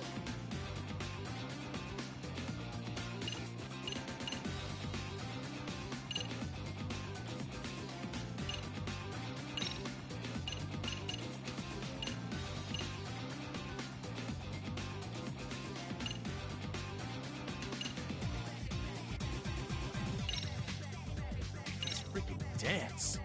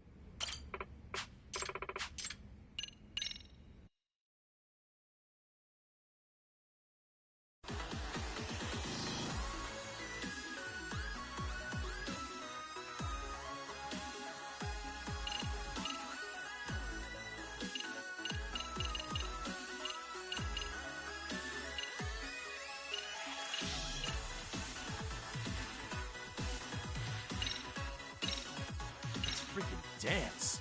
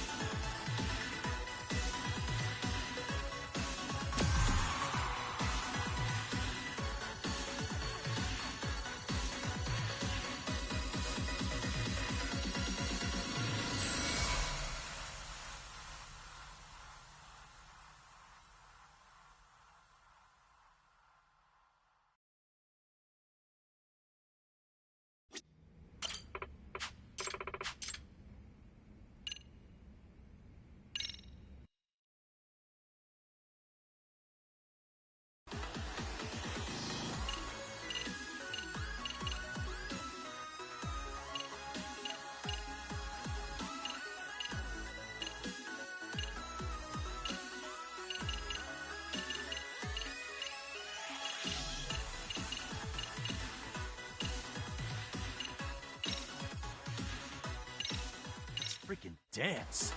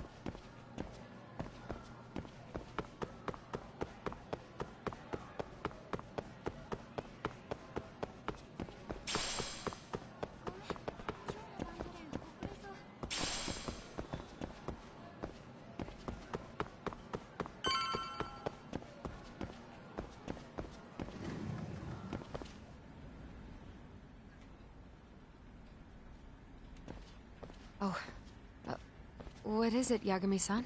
Sensei, do you have a minute? I saw the video of Mikoshiba-kun. So you did. That video, right?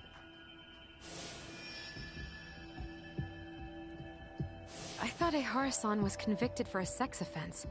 How could he be in that video killing Mikoshiba-kun? But then that video looked so real. Most likely it is.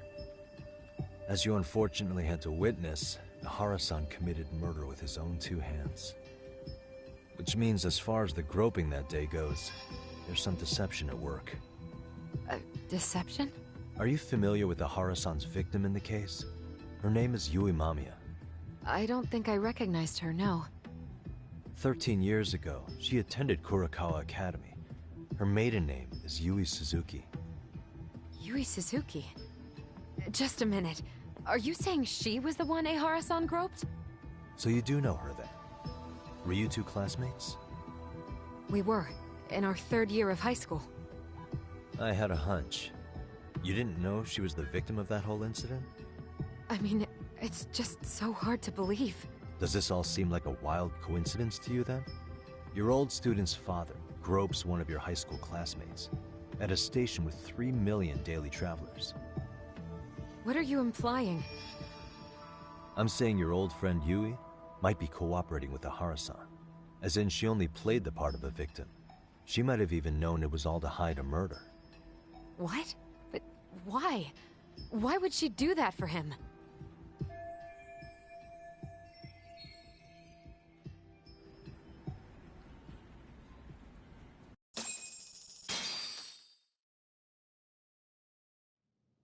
From where I'm sitting, Sensei, you're connected to Ehara and Yui Mamiya.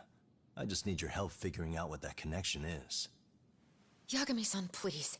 Are you implying I was some kind of liaison between them? Well, Sensei, what was your relationship with Yui Mamiya? Were you close? Or would you say classmates covers it? The two of us were never really that close. To be honest, I didn't really like the group of kids she hung out with. I guess you could say we didn't have the same interests. When was the last time you saw her? Did you have a high school reunion by any chance? They held a reunion around the time I graduated from college, but I didn't feel like going.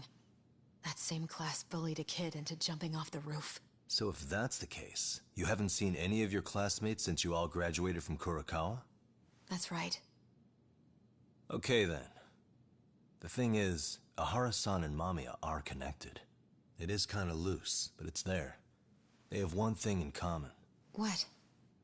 In both of their pasts, someone they knew was bullied to the point of attempting or committing suicide. Ehara-san lost his son, Toshiro-kun, and as for Yui Mamiya, it's her classmate, Mitsuru Kusamoto. That could be a factor, especially for Mamiya. It's possible that Ehara-san would be a sympathetic figure to her. Maybe enough to help construct an alibi for his revenge. It's possible she only played the part of a groping victim. What do you think? Does it have any merit, or is my theory full of holes? Even if you're on the right track... Sawa-sensei? We're just waiting on you to start the staff meeting. Sorry, I'll be right there. What happened 13 years ago at Kurakawa? That might be the last piece of the puzzle. What about Yui Mamiya? How'd she react when Mitsuru Kusamoto tried to kill himself by jumping off that roof? I'm sorry, I'm already late for my meeting. I'm trying to ask you about a murder here. To Ehara, every unanswered question is a victory for that man. He's only a step away from walking for it. And I know Mamiya had other conspirators. It took more than one person to murder Mikoshiba. They're still at large, even as we speak. I'll be honest. I came here today with a suspicion that you might be more involved in this murder than you're letting on. A suspicion? Nothing you've said has made me feel any better about it. And what should I do about that, huh? I just want you to tell me, how are Ehara-san and Mamiya connected beyond what I've already figured out? I think you have the key to that answer, even if you don't know that you're the one holding it. It's like a lock, and until I figure out how to get through it, I'm gonna keep picking at it. I told you, I'm late for a meeting. I'll be here when you get back. Have a good meeting. Suit yourself.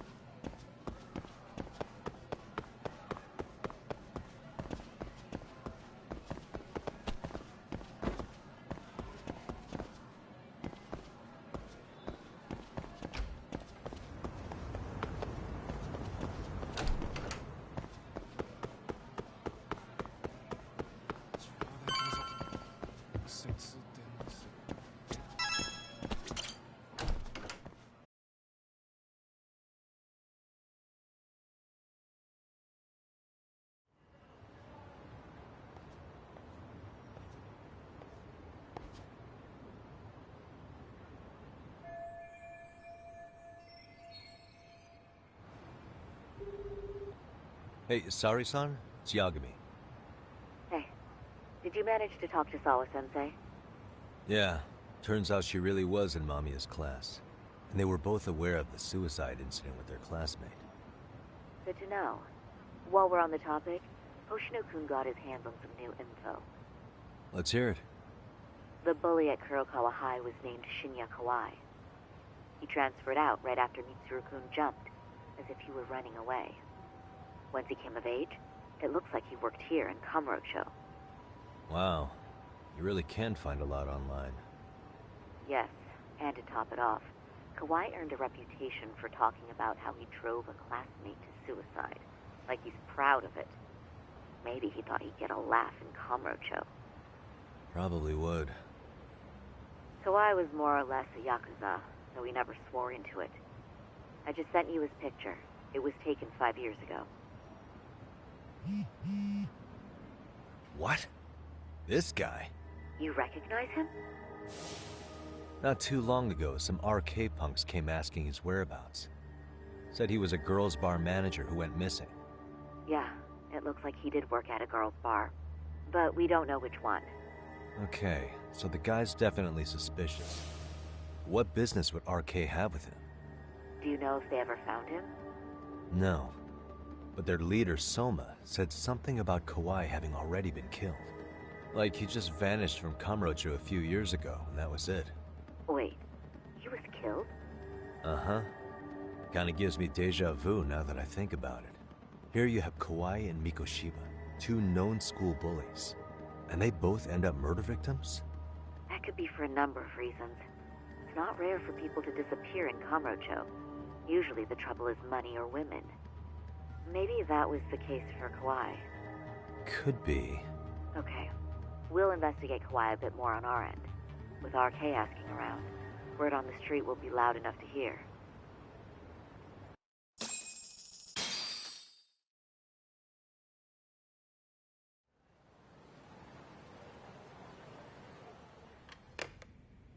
How was it, Saori-san?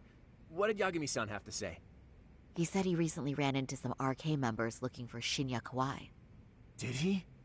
He also said RK later told him Kawai had been killed. This is getting scarier with every new lead. Now that you mention it, I have seen people getting stopped and asked about someone all over town. But if those were RK on the hunt for Kawai, could it have something to do with our case as well? I'm honestly not sure how RK could be involved in all this. I'm going out for a bit, Hoshino-kun. Do me a favor and keep digging up what you can on Kawai. Wait, what? Sometimes you have to get out in the field. It can't just be Yagami-san all the time.